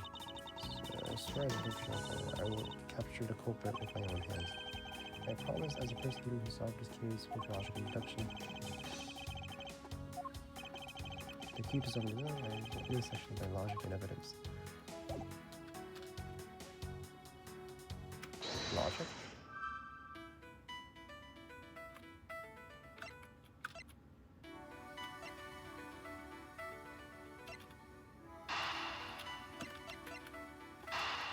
Obviously, these two connect, right?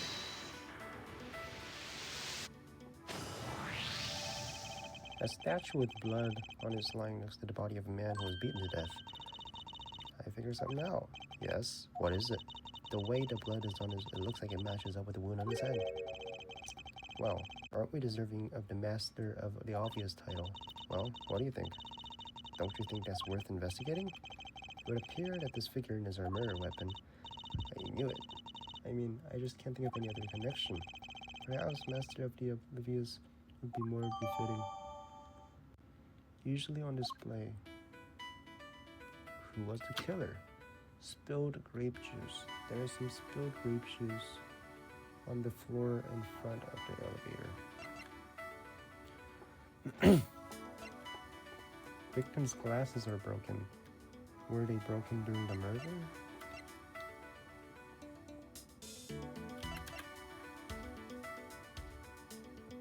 Found inside the elevator.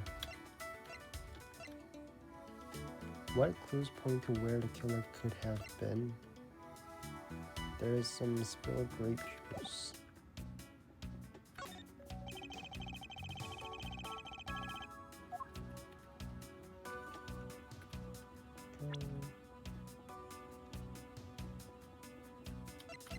Can we inspect it? Yes, we can. It says Yugo Airlines, and I've seen it I've heard it's been bothering me, but why do some brands think it's acceptable to simply smash two words together and call it a day?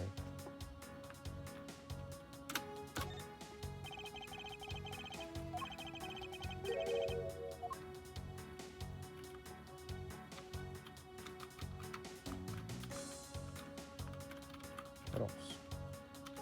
Oh, it's a piggy bank. I suppose these are your coins. I have to say, for a piggy bank, this made rather well.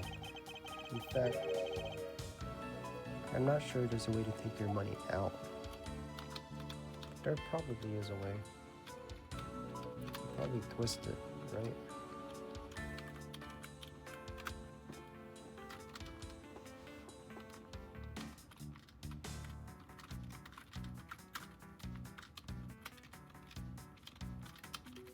Is that it?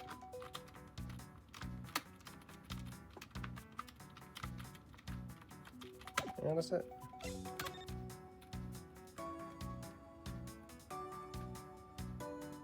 Something's missing. Can I deduce? It's not so clear. Any of the evidence I hold? Where's the phone? Eureka! Eureka! Machine is nowhere to be found. His machine. Beep beep beep. Click click click click. I have his cell phone. So I guess it's because it's not here. Yes, I think we can safely deduce the killer took it. How do you know what the phone looks like? Is that it? I already checked this area earlier, but never hits.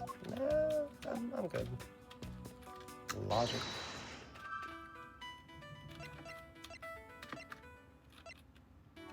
Do we deduce something? Hey, you.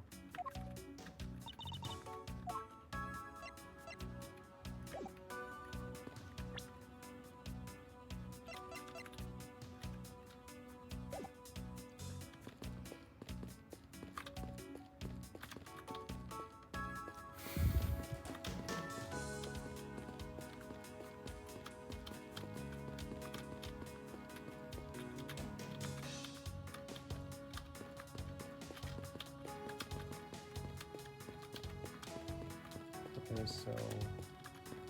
Oh, what is this? A few copies of the Sky magazine. This one special is an English trivia quiz. That's not a bad idea. I've heard that the youth of this today don't know participle. I don't know what it is. Now, please don't go around confusing people with made-up words, Mr. Edgeworth. Let's over here the silly word as participate. Case point. Alright, is that it?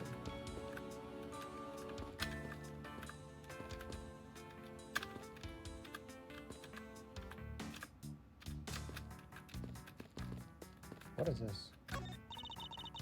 The in-flight shop is just behind the shutters. We don't have permission to open, so I'm afraid I may leave them closed. There must still be clues to be found here in this lounge. Am I missing something?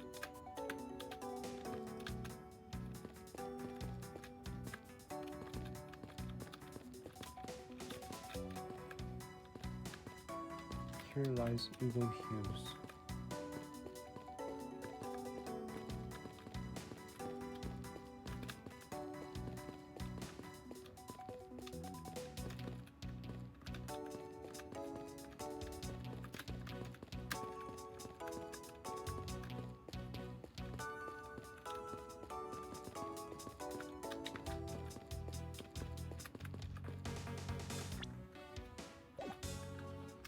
Logic? What clues point to where the killer could have been? The victim's body found inside the elevator. Spilled grape juice. There is some spilled grape juice.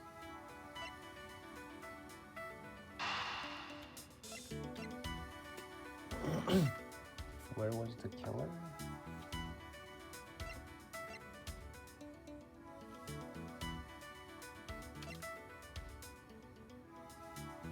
The victim's body was found inside the elevator that connects floor 1 and 2.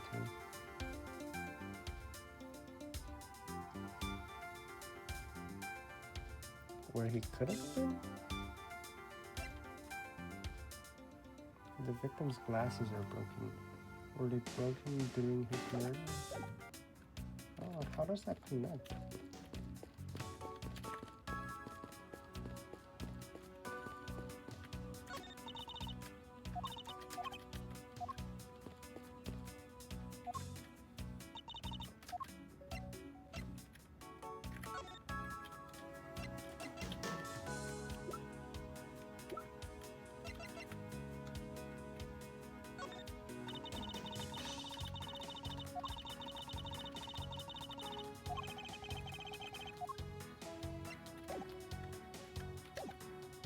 Okay, so what is this doing here?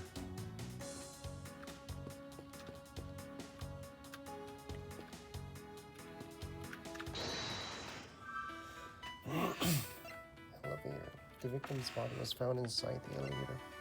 The victim's legs. Were they broken during this murder?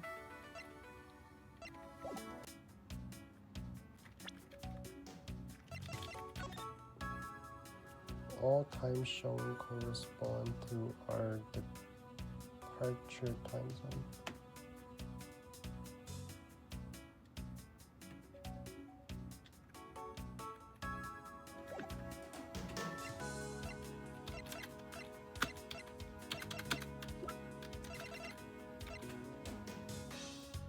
First class.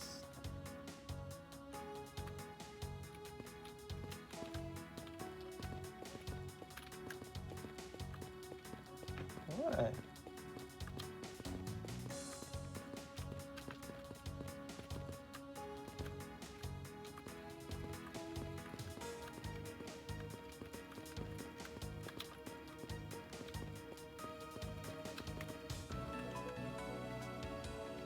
What's supposed to connect with?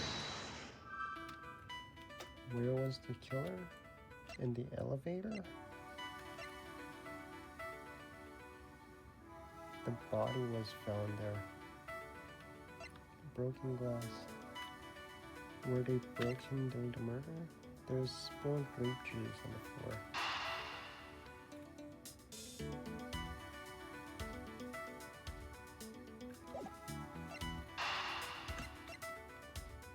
Well, this tells us where the killer was going,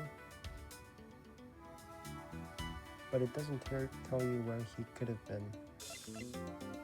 Was found inside the elevator that connects 1 and 2. Oh no! It's like none of them really strike out at you.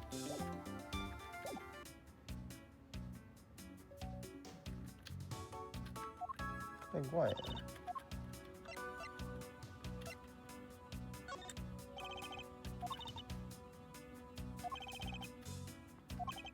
Even if they aren't, I'm sure there are vital clues up in this game. Yeah. Oh, maybe there are other clues waiting to be found in other places. Okay, the footprints.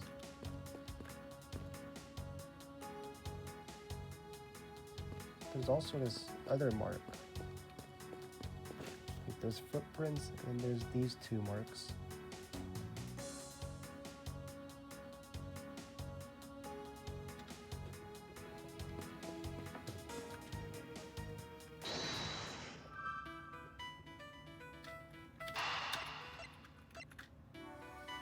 Were they broken during the murder? I don't know. Like, I don't see it, but that's what it's telling me. The footprint's going the other way, bro. Okay.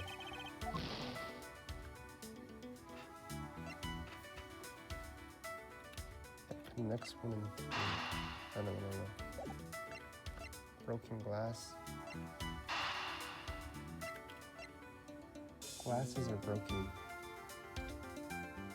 Were they broken during this murder? I don't know. Maybe the time matches?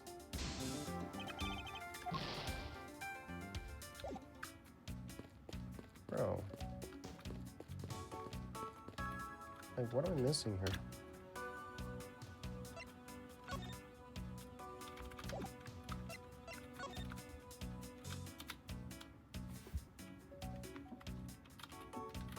What? It just stays at outer cover? True, it was I who dropped it. However, I didn't do it out of ill intentions.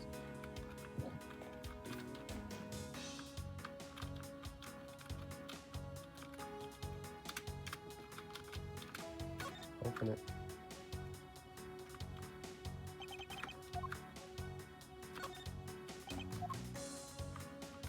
Anything? What? No money was hidden. What is this white thing?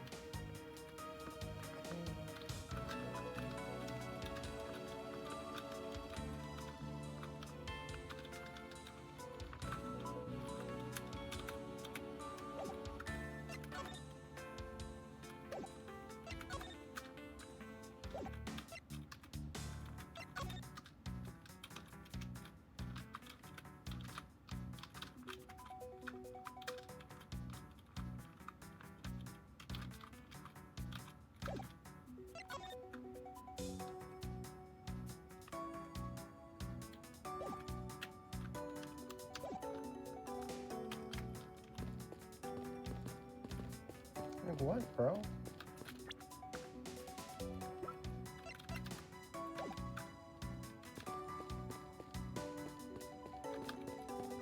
Am I missing something?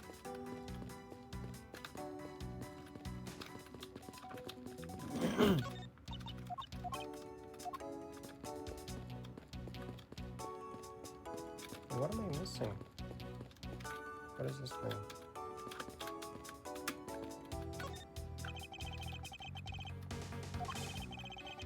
The delightful scent of grapes is obscured by the unpleasant smell of the crime scene. It's the same smell of the smell of palate that came out of my house shower. I would have never expected something like that by looking at you. I suppose everyone has something unpleasant about them. We're done here, right?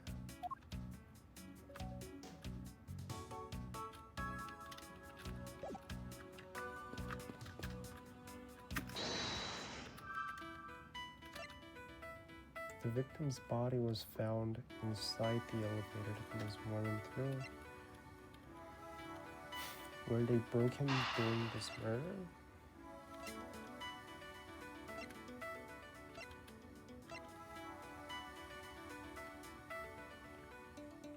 The turbulence, bro.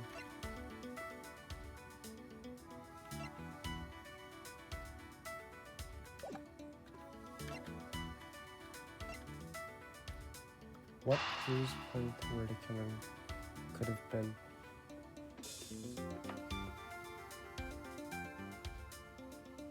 The victim's body was found inside the elevator. I don't know, bro. Like, none of this shit connects. Might as well try it out. What? True, there wasn't anyone in the lounge. How does that connect, bro? It makes no fucking sense. But if the killer was in the elevator during the victim, it's a different story. In the elevator with Hicks? If only I could prove that the killer rode the elevator with Hicks. There's some spilled grape.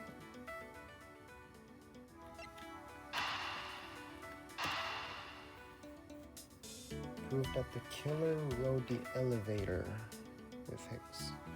There's some spilled grape juice on the floor on the elevator. The victim's glasses are broken.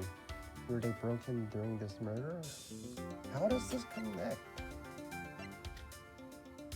Like, none of these connect. Were they broken during the murder? I don't know. Maybe it's turbulence.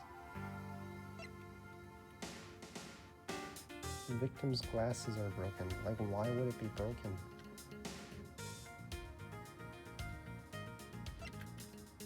Spilled grape juice on the floor in front.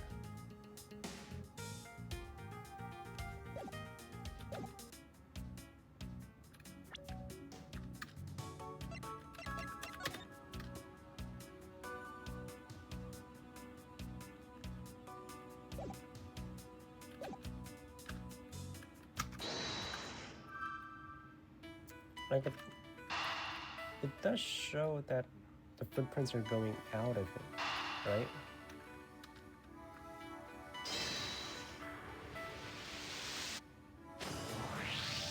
Alright, I have it. I'm sorry, but I don't understand, Mr. Edgeworth. I can prove that someone other than myself was here around the time of the murder. What? Really? Yes, it's rather simple, actually. The proof is in the pudding, or rather, the grape juice, in this case. These footprints here confess to me the very fact that someone exited the elevator alive. Seeing how the victim is dead, that would mean a second person. But could the footprints be from Mr. Hicks? He's dead, bro. Ah, but if you take a close look at the victim's shoes, you can see the soles are spotless. Which means Mr. Hicks wasn't alone in the elevator. In fact, it's quite the opposite. There was actually one other person inside the elevator.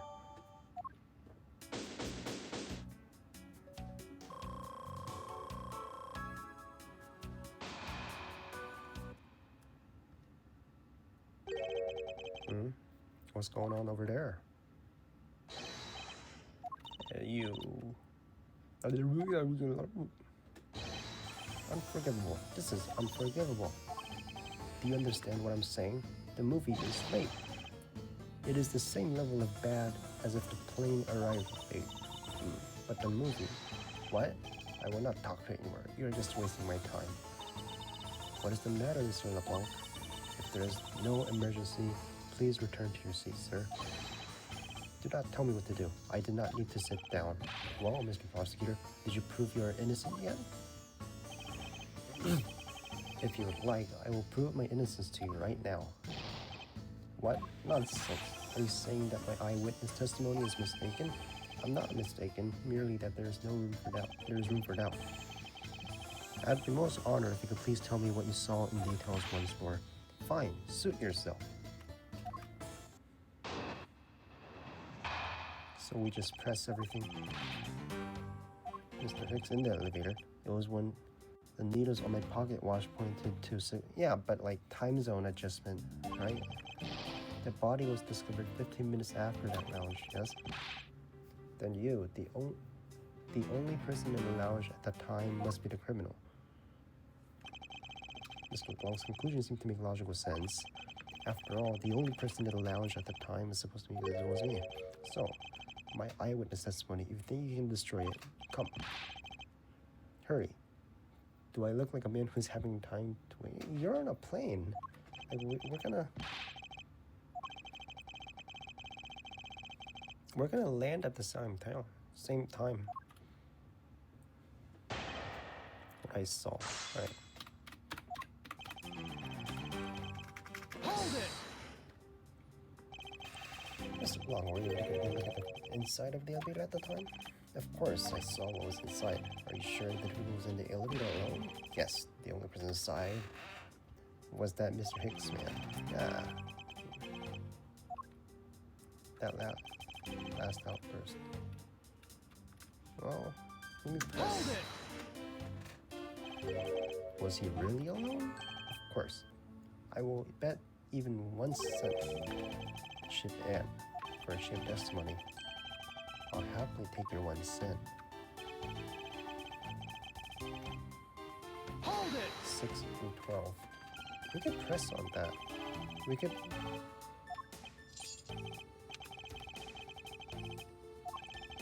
The feeling is wonderful when I fully wind it up by hand. It does look very well designed and quite classy. I'll have to charge you if you want to touch it. Pass.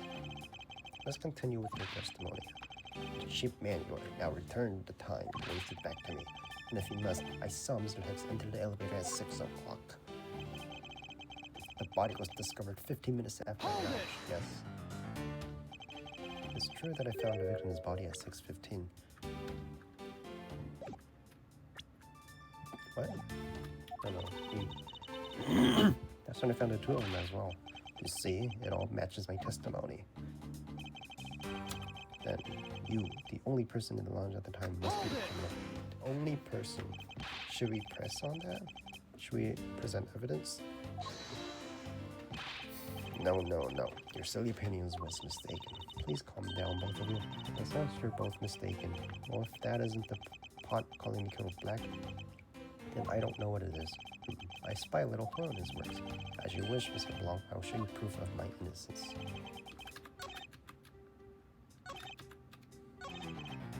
Well, let's present.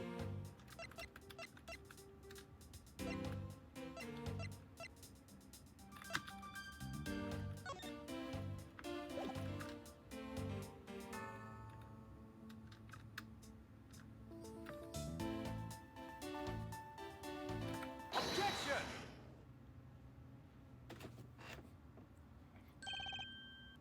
Mr. LeBlanc, what is it? There is a very glaring contradiction in your testimony. What do you mean? Please take a look at the area in front of the elevator. There, at the spilled grape juice. And, will you admit you also spilled with the blood? No, it spilled itself during the turbulence. But the interesting thing here is the set of grape juice footprints. Footprints? Yes, the ones that lead within the elevator out into the lounge itself.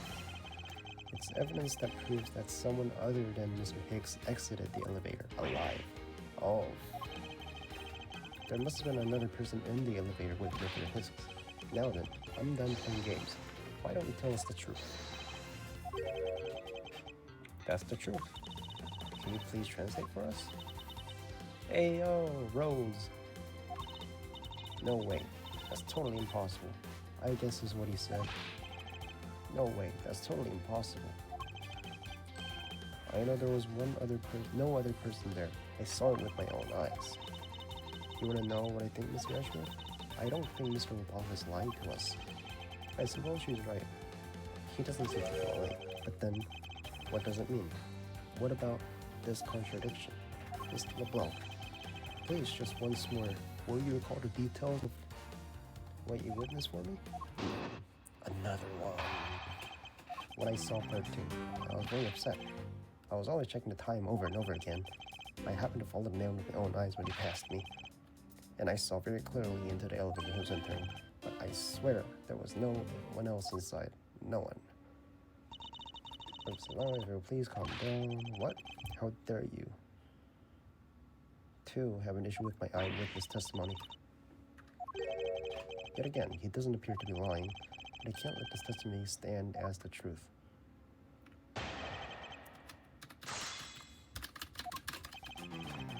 I was very upset. Sorry, still upset now? I'm always upset. The only time I'm not is when I have a piece of art in my hands. It's surprisingly easy to believe that about him, but I was more upset when Mr. Hicks walked by me. I was always checking the time over and over again. Hold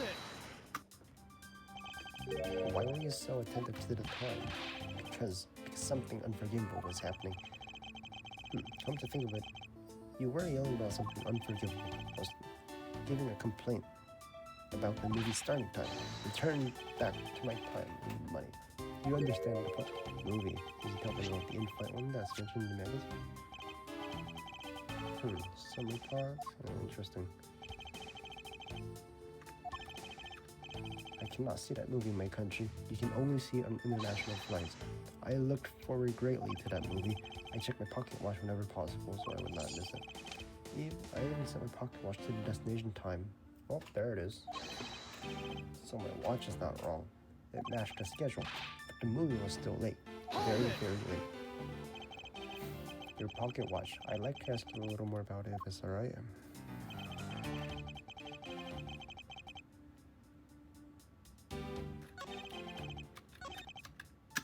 Again? So this movie you mentioned, is it the one listed in the Spy magazine? Yes. I was looking so forward to watching License to Love, Laugh, Maim, and Murder. Miss Tenro, was this movie shown on this flight? Yes, it was shown on the scheduled time. Isn't it possible you simply slipped through it by accident? Nonsense, you doubt me? No, no point in stopping me like that.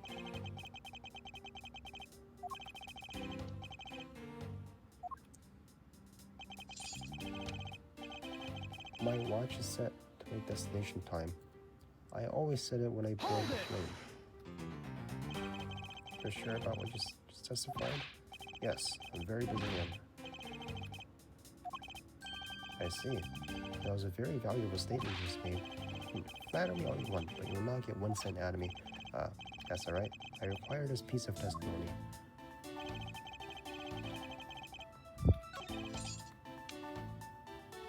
I always said it when I boarded the plane.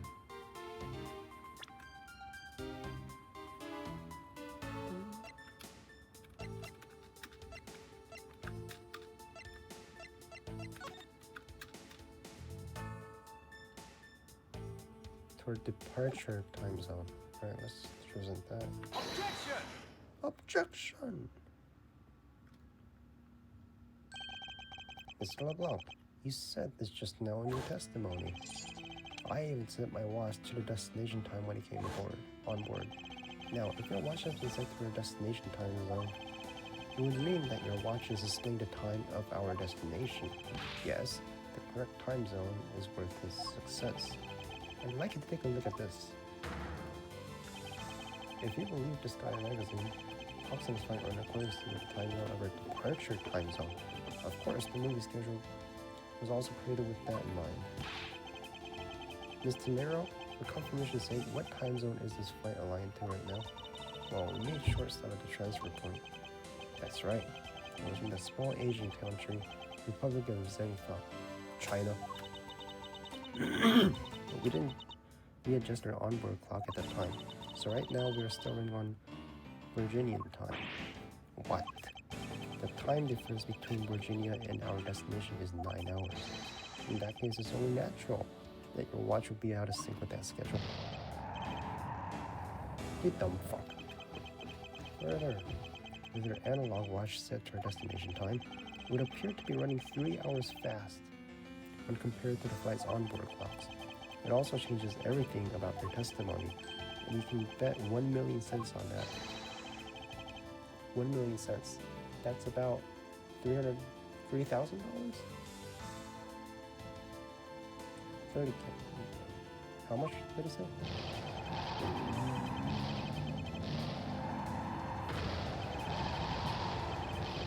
By 1 million cents. It's about 10K. Should clear up the remaining accusations. So this basically widens the time frame for the time of death, right? Yes, because Mr. LeBlanc saw the victim enter the elevator at 3 a.m. It means the time of death could be anywhere from 3 to 6 to 15 a.m. The question now is, where was Mr. Hicks during that span of time and what was he doing? I've got something to say. And you are? Rose. Cammy. Millie. I'm a flight attendant. And what does he wish to say? Well, I think your story is a little different from how I remember it. What do you mean, Cammy? I saw Mr. Hicks sitting in his seat at 5 a.m., you know. What? How can you be so sure at the time? That's right. He pushed his call button while we were parked at the transfer point. A message... to stop and wait for refueling and cargo transfer in Zhengfa. It was from 4 to 5 according to our clocks. And during that time, did any of the passengers leave or did any of the new ones board this flight? No. Not a single person got off or on in Zhengfa. What about the flight crew? The few who were handling the cargo transfer might have temporarily gotten on or off. But eventually, everyone, including Cammy and myself, came back on the plane. So basically, I can assume that no one left or got on since our initial takeoff. Interesting. I should keep that in mind. Yeah, and I answered his call.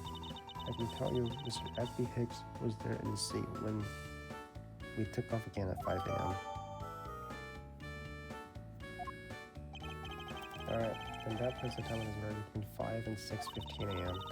Okay, now, what time did you come down to the lounge, Mr. Edgeworth?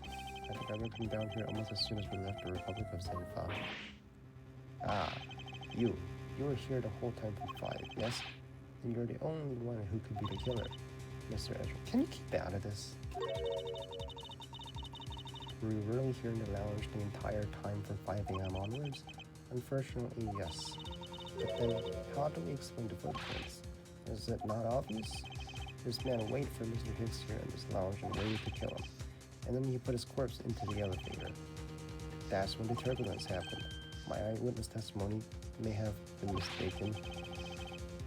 But what time I saw Mr. Hicks enter the elevator on the second floor does not matter, because the entire incident concluded here in this lounge. Everything happened in this lounge. Is that what you really believe? Do you have another idea? I simply feel that there is something out of place in this scenario presented. There is something that can tie this crime to a location other than this lounge.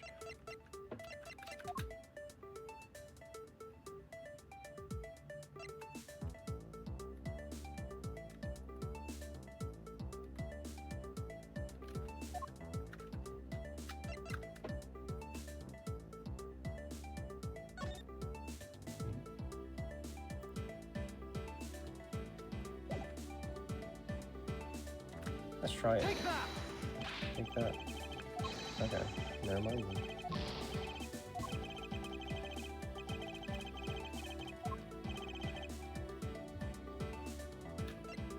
Right.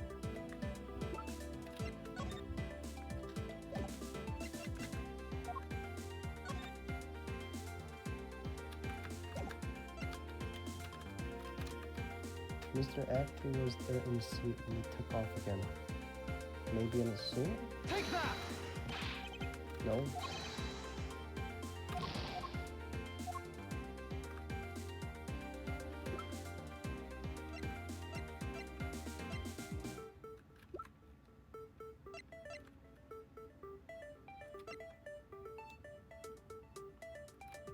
Take that! Something else? Alright. Is there something else that can tie this crime to a location other than the lounge? That's what I'm saying. The transfer point. This right here. This is the transfer point. It's fucking bullshit. Take that! No.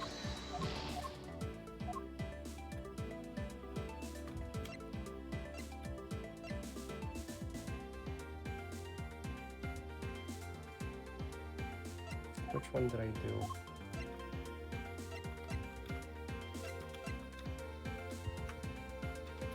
Take that! I don't know. I tried this, tried that.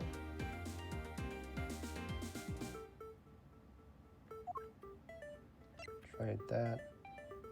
Tried that. Is there something that can tie this crime to a location other than this lounge?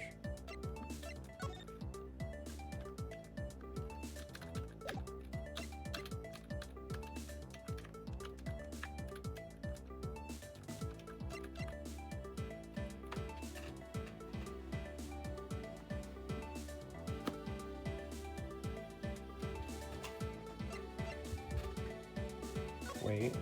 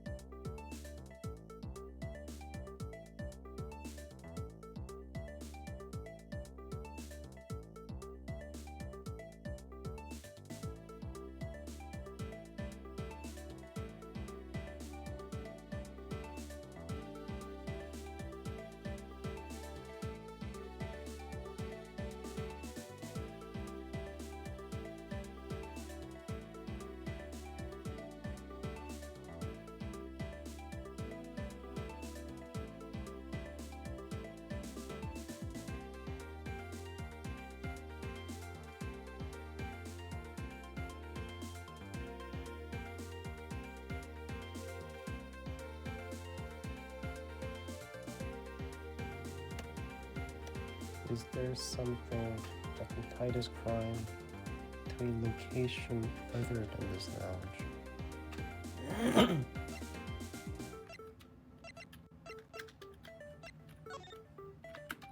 Do I gotta search? Like, what do we gotta do?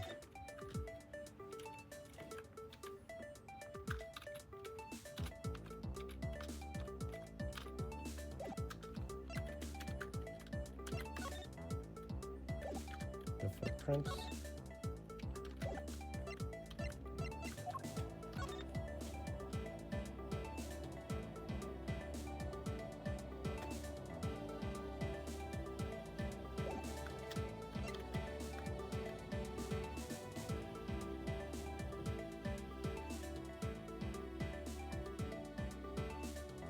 Did I present this already?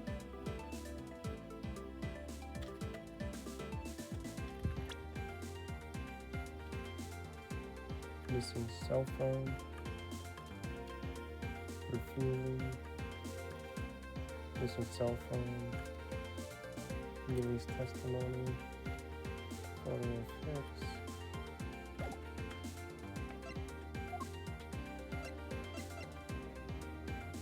Photo of Mr. Hicks.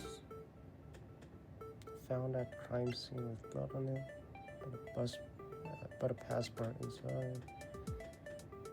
What's that in the back of the head? Details, movies. I guess this.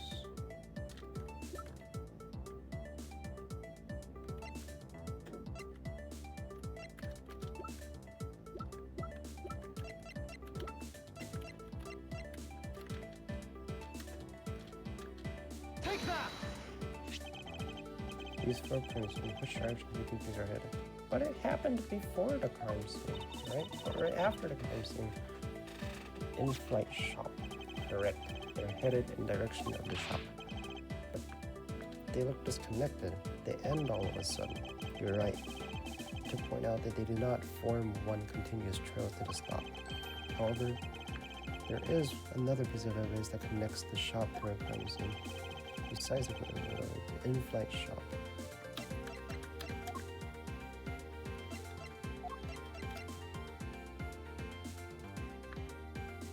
Take that!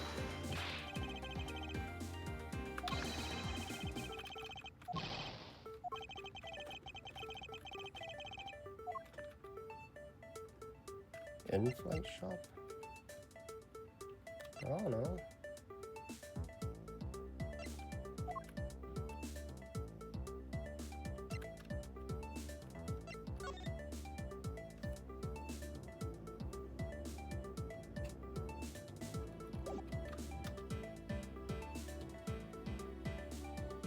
What else points to the in-flight shop?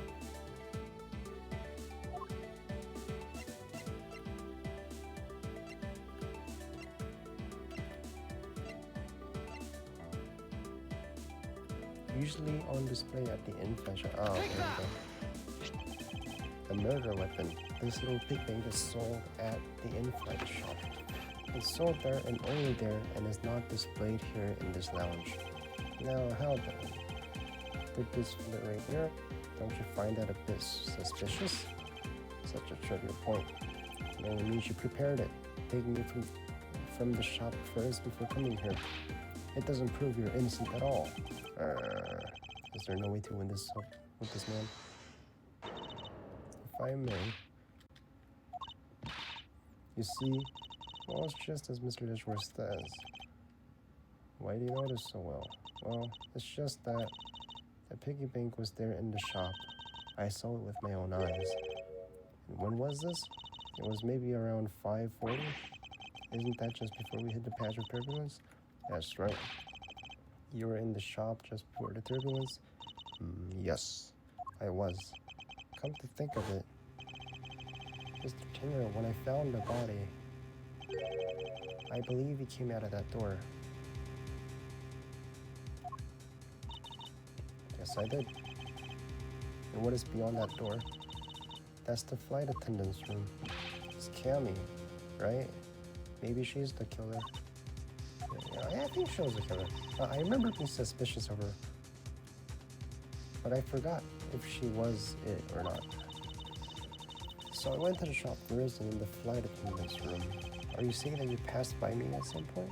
Yes, you seemed really into the issue of the Sky magazine you were reading at the time.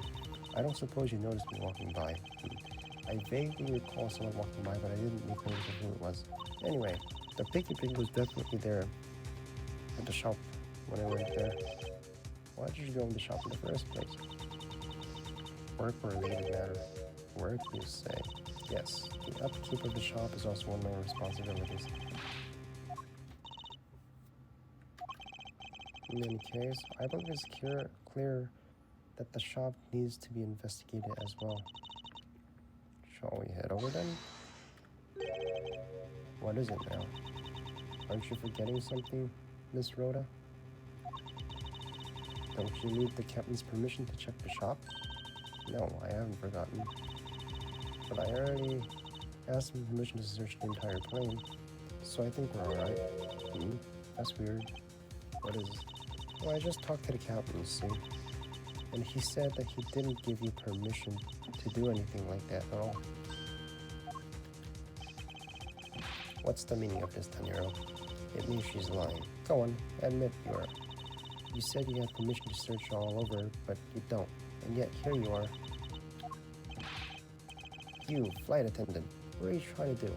Pull the sheep over us. The captain's calling for you, Rhoda. Miss Rhoda. But don't worry. I already got permission to search the shop from the captain.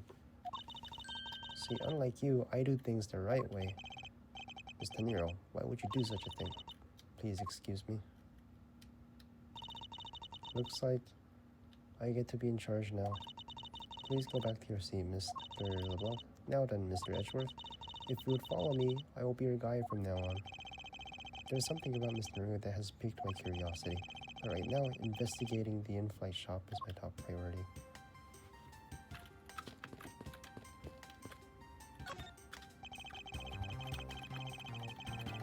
I'm gonna pass.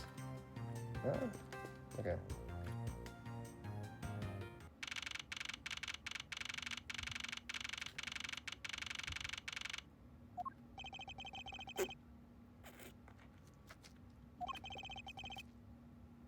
Quite a mess here. You think? Clean things up then. Hey. Hold on. You can't clean up a potential crime scene. Oh, thank goodness. I hate cleaning so much.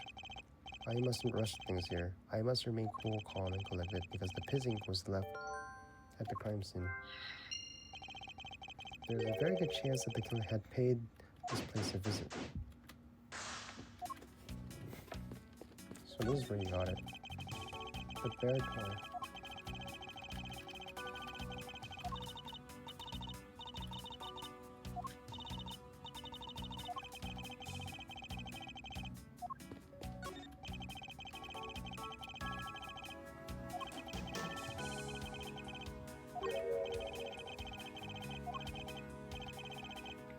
Many captains hat. What about it specifically?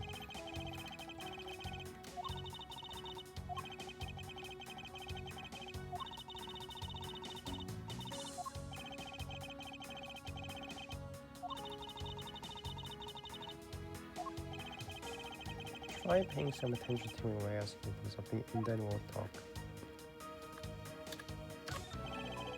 What are these? This company's original line of suitcases. I'm never buying those. You should buy one and see how you like it. Nah. But in real world, you try it and you buy it. No way. But either way, it doesn't really matter. True, either way, why would anyone buy a suitcase after they've made the plan? Anyway, see that? Just look at the Captain Nuga heads. They're painted on with a lot of care. It's certainly making something jump inside my stomach. That's definitely really funny too. You look like you really want to think.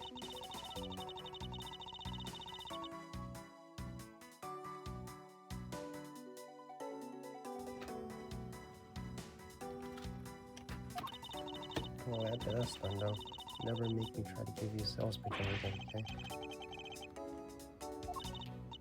It really is pretty horrible, isn't it? You want to know something? The suitcase was designed by Miss Rhoda. No wonder it's shitty. It's a company-wide contest. Well, it does have a very sharp design sense. Sharp, like stinky sharp cheddar, maybe. I really have no idea why the big wigs decided to go with it, so, Miss Tendero designed this, did she? It's definitely not what I expected. You okay? I'm fine. Please watch yourself, Miss Millie. Letting a suitcase freely roll around has got to be a safety violation. I'll put it back.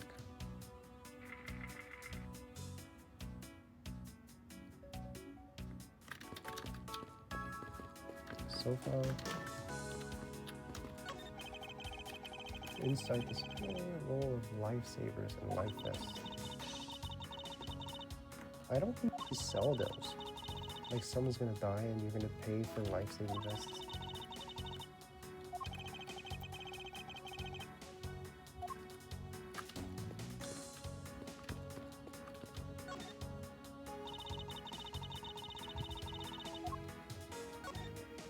Notice anything? I don't know. I guess I think you're the killer, though. I can assure you that I'm here in this shop to prove just the opposite. Yeah, but it was me that got you the permission to look around. You know? So don't forget that, okay? How am I supposed to thank you properly? Well, you know what really sugar things? You see that item for sale over there? Sorry, but you're going to have to make it with my appreciation. Beautiful flowers in a beautiful arrangement. I feel cleansed just by looking at them. Well, you're kind of stepping on a few of them, you know? Oh, excuse me. Step on it again. Oh, newspaper? What is this? There's some newspaper here. Wait. All kinds of luxury and brand merchandise for sale. Lined up with Societa, just biting.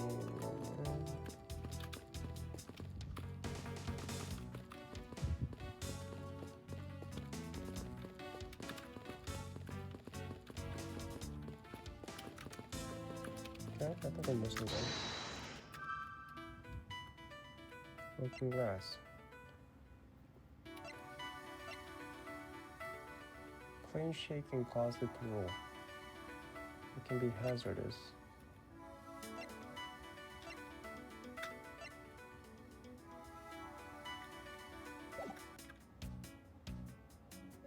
It's from the bears. Alright, any new evidence?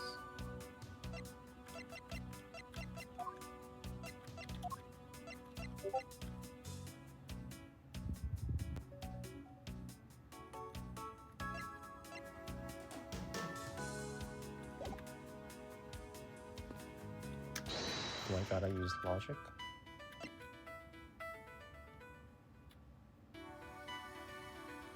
Hazardous. Were they broken during his murder? It's a tiny cap in his hat. Sure, I've seen him before. The blood on it is so fresh.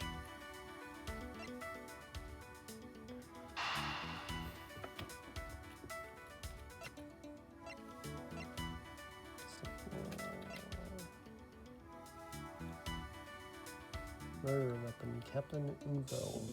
Go you go. Oh, that's what he got it.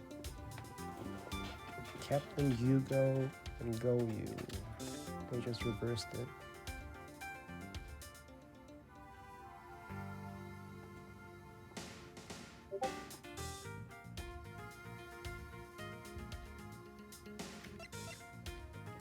Broken glass.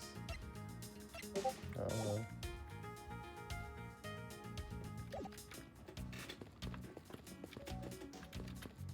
I feel like I need some of those.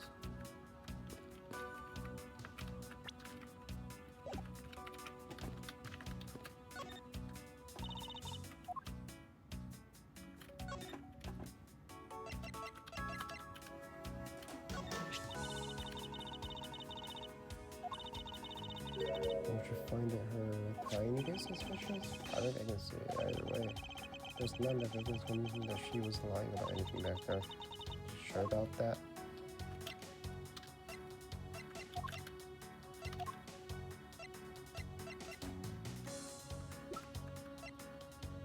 What do you think?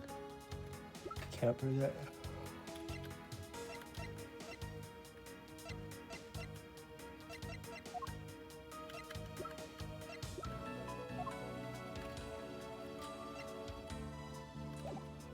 I don't know.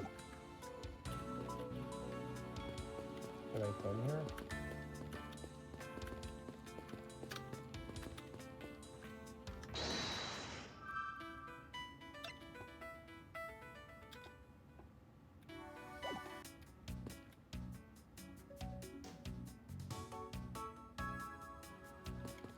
Wait, can I see this again? Let me see it again. Let me see a close-up. It has a hat.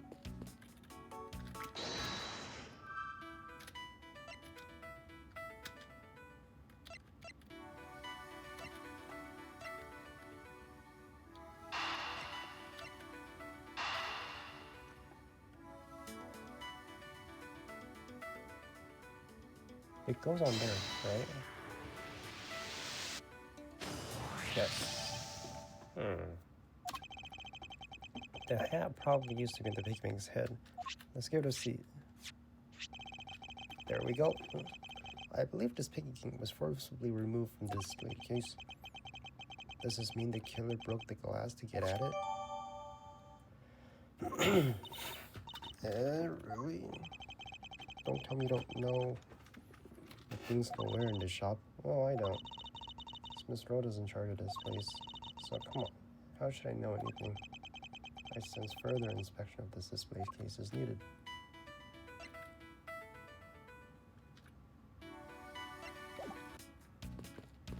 Yeah, just that again.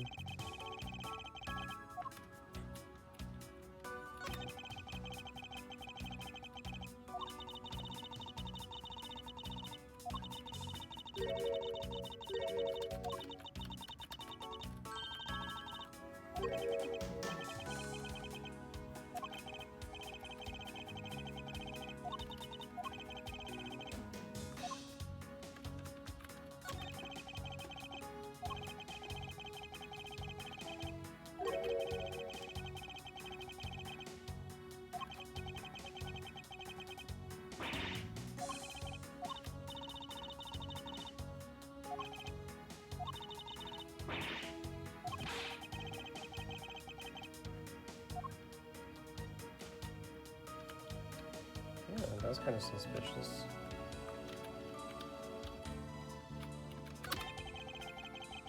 Related books.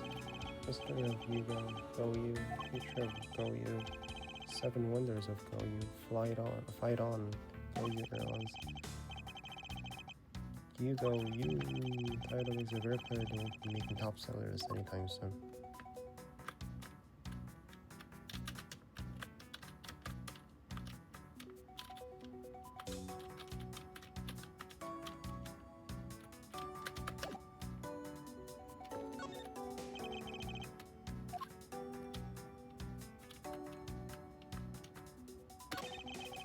For security, there's a lock in the display case. The one who's in charge of the shop is Miss Rhoda, so she's got the key to all of the display cases. I see. You buy something. Do you want to go get the key from her? No, it's alright. What? Okay, what am I missing? Do I deduce here?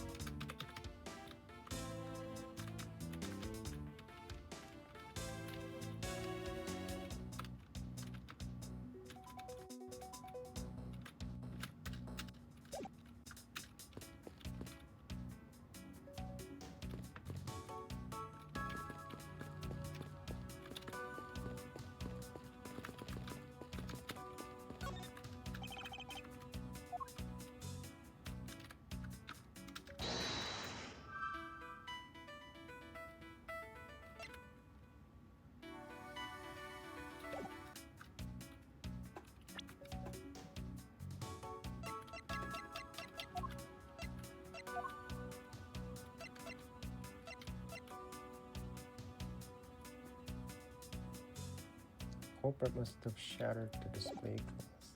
Okay, let's do this.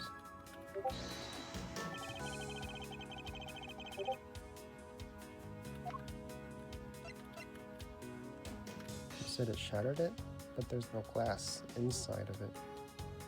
So it must be because of turbulence. Right? Eureka! She kinda said that. This is definitely something very unusual about this. About what? If the killer had broken the glass to get at the Captain Hugo bank, there should be shards of glass inside the case itself. Yeah, she just said that. Or I mentioned it. Yeah, I guess it'd be like that. However, there's not a single piece of glass inside the display case. Nope. No, there isn't. Which means that the glass was broken from the inside out. The piggy ring must have fallen over from the turbulence and right through the glass. Yeah, for sure. There's so much glass all over the floor. I'm willing to bet that this hat was knocked off at the time too. That's nice. Which leads me to believe that the killer took Captain Hugo's bank from here after the turbulence.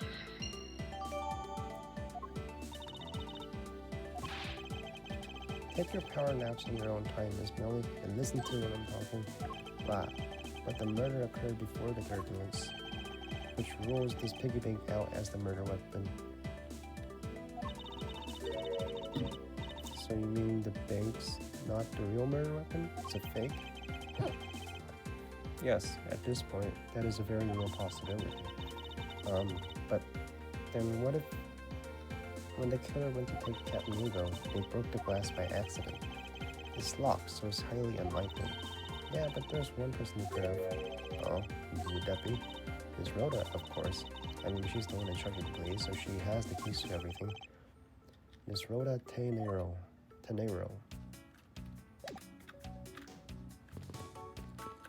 Well, we're done here, right? Now, pass. Logic. Broken glass. Turbulence. No.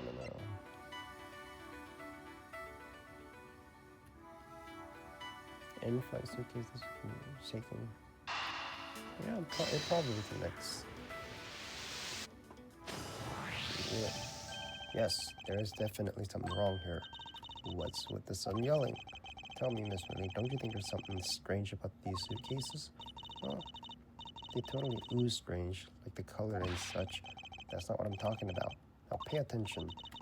You're scaring me, Mr. Edgeworth. Sorry.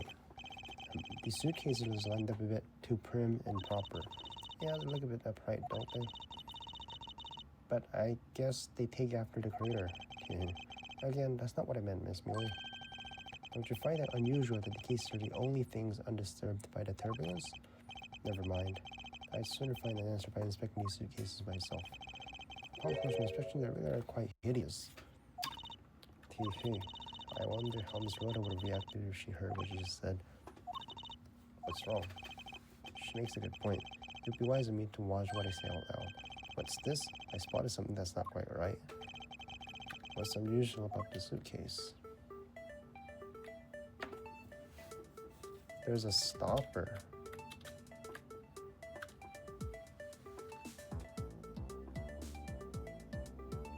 Something unusual?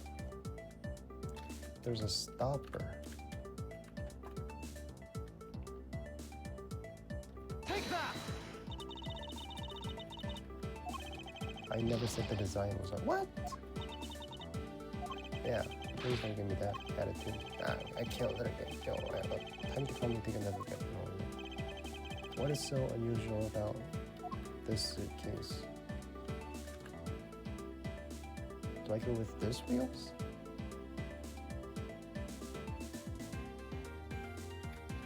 Okay. Oh, those wheels. There's something very good. I just pointed to it. I pointed to the other suitcase. It's fucking bullshit. I know what I mean. There are no stoppers in place. Without stoppers, don't really think these turbulence should have sent flying. And And so it is very likely that the suitcase was placed here after we hit that turbulence. Let's take a closer look at it, shall we?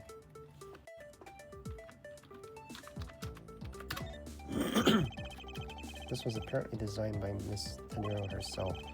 The design has a certain je ne sais quoi about it. Yes, perhaps that is the best way to put it. The wheels. Can we open it? What's this? The wheel is completely covered in something. The color, the scent. This appears to be grape juice. But why would grape juice be in the wheel of the suitcase? Can we open it?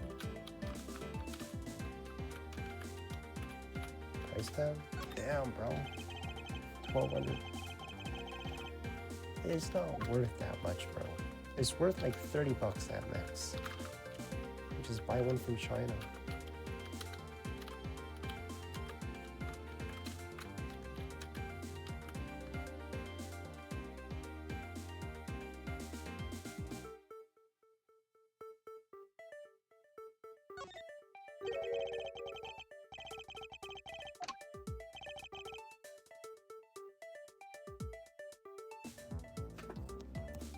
Whoa.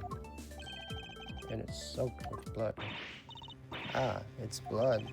It appears that this suitcase is very strongly tied to the murder after all. What? That's all I get?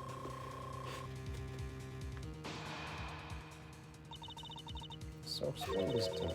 What does the suitcase have to do with the murder?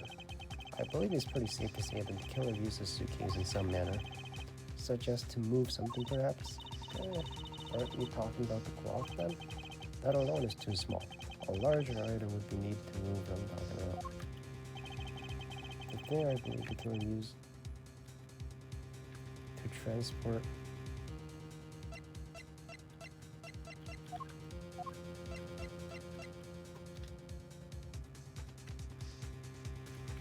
I don't know if you can fit a body in there. Take that! Something that would fit inside a suitcase that is also covered in blood. Sounds like a dead body, doesn't it? But in light of this, I'd say that Mr. Hicks was moved into the elevator from someplace else, which means that the murder was committed in an entirely different location. You're saying that after moving the body into the elevator, the killer brought the suitcase here and just left it? Exactly. What is it? Nothing. Just I was thinking about what Miss Rhoda said about coming here for something. Excuse me?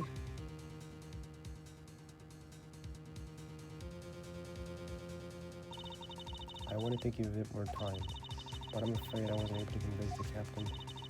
I'm very sorry, Mr. Edgeworth, but the captain feels like he has allowed you ample time. He says he'd appreciate it if you could wrap it up here and return to your seat. Understand his sentiments. However, if I'm not allowed to complete my investigation, the crime scene may become contaminated by the time we land. So if I must stop, then I insist I be allowed to oversee the preservation of 2 sites.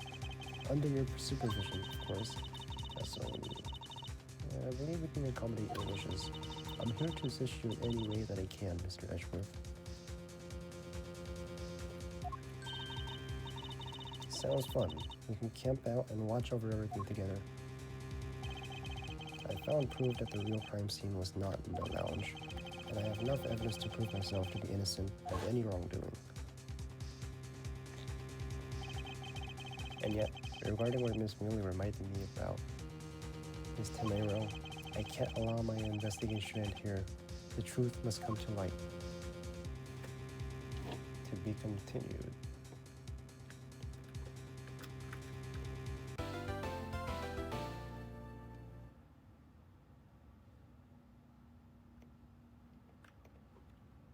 Save?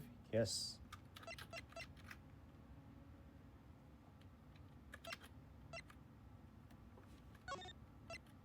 Override? Yes. Alright, I'm done for now.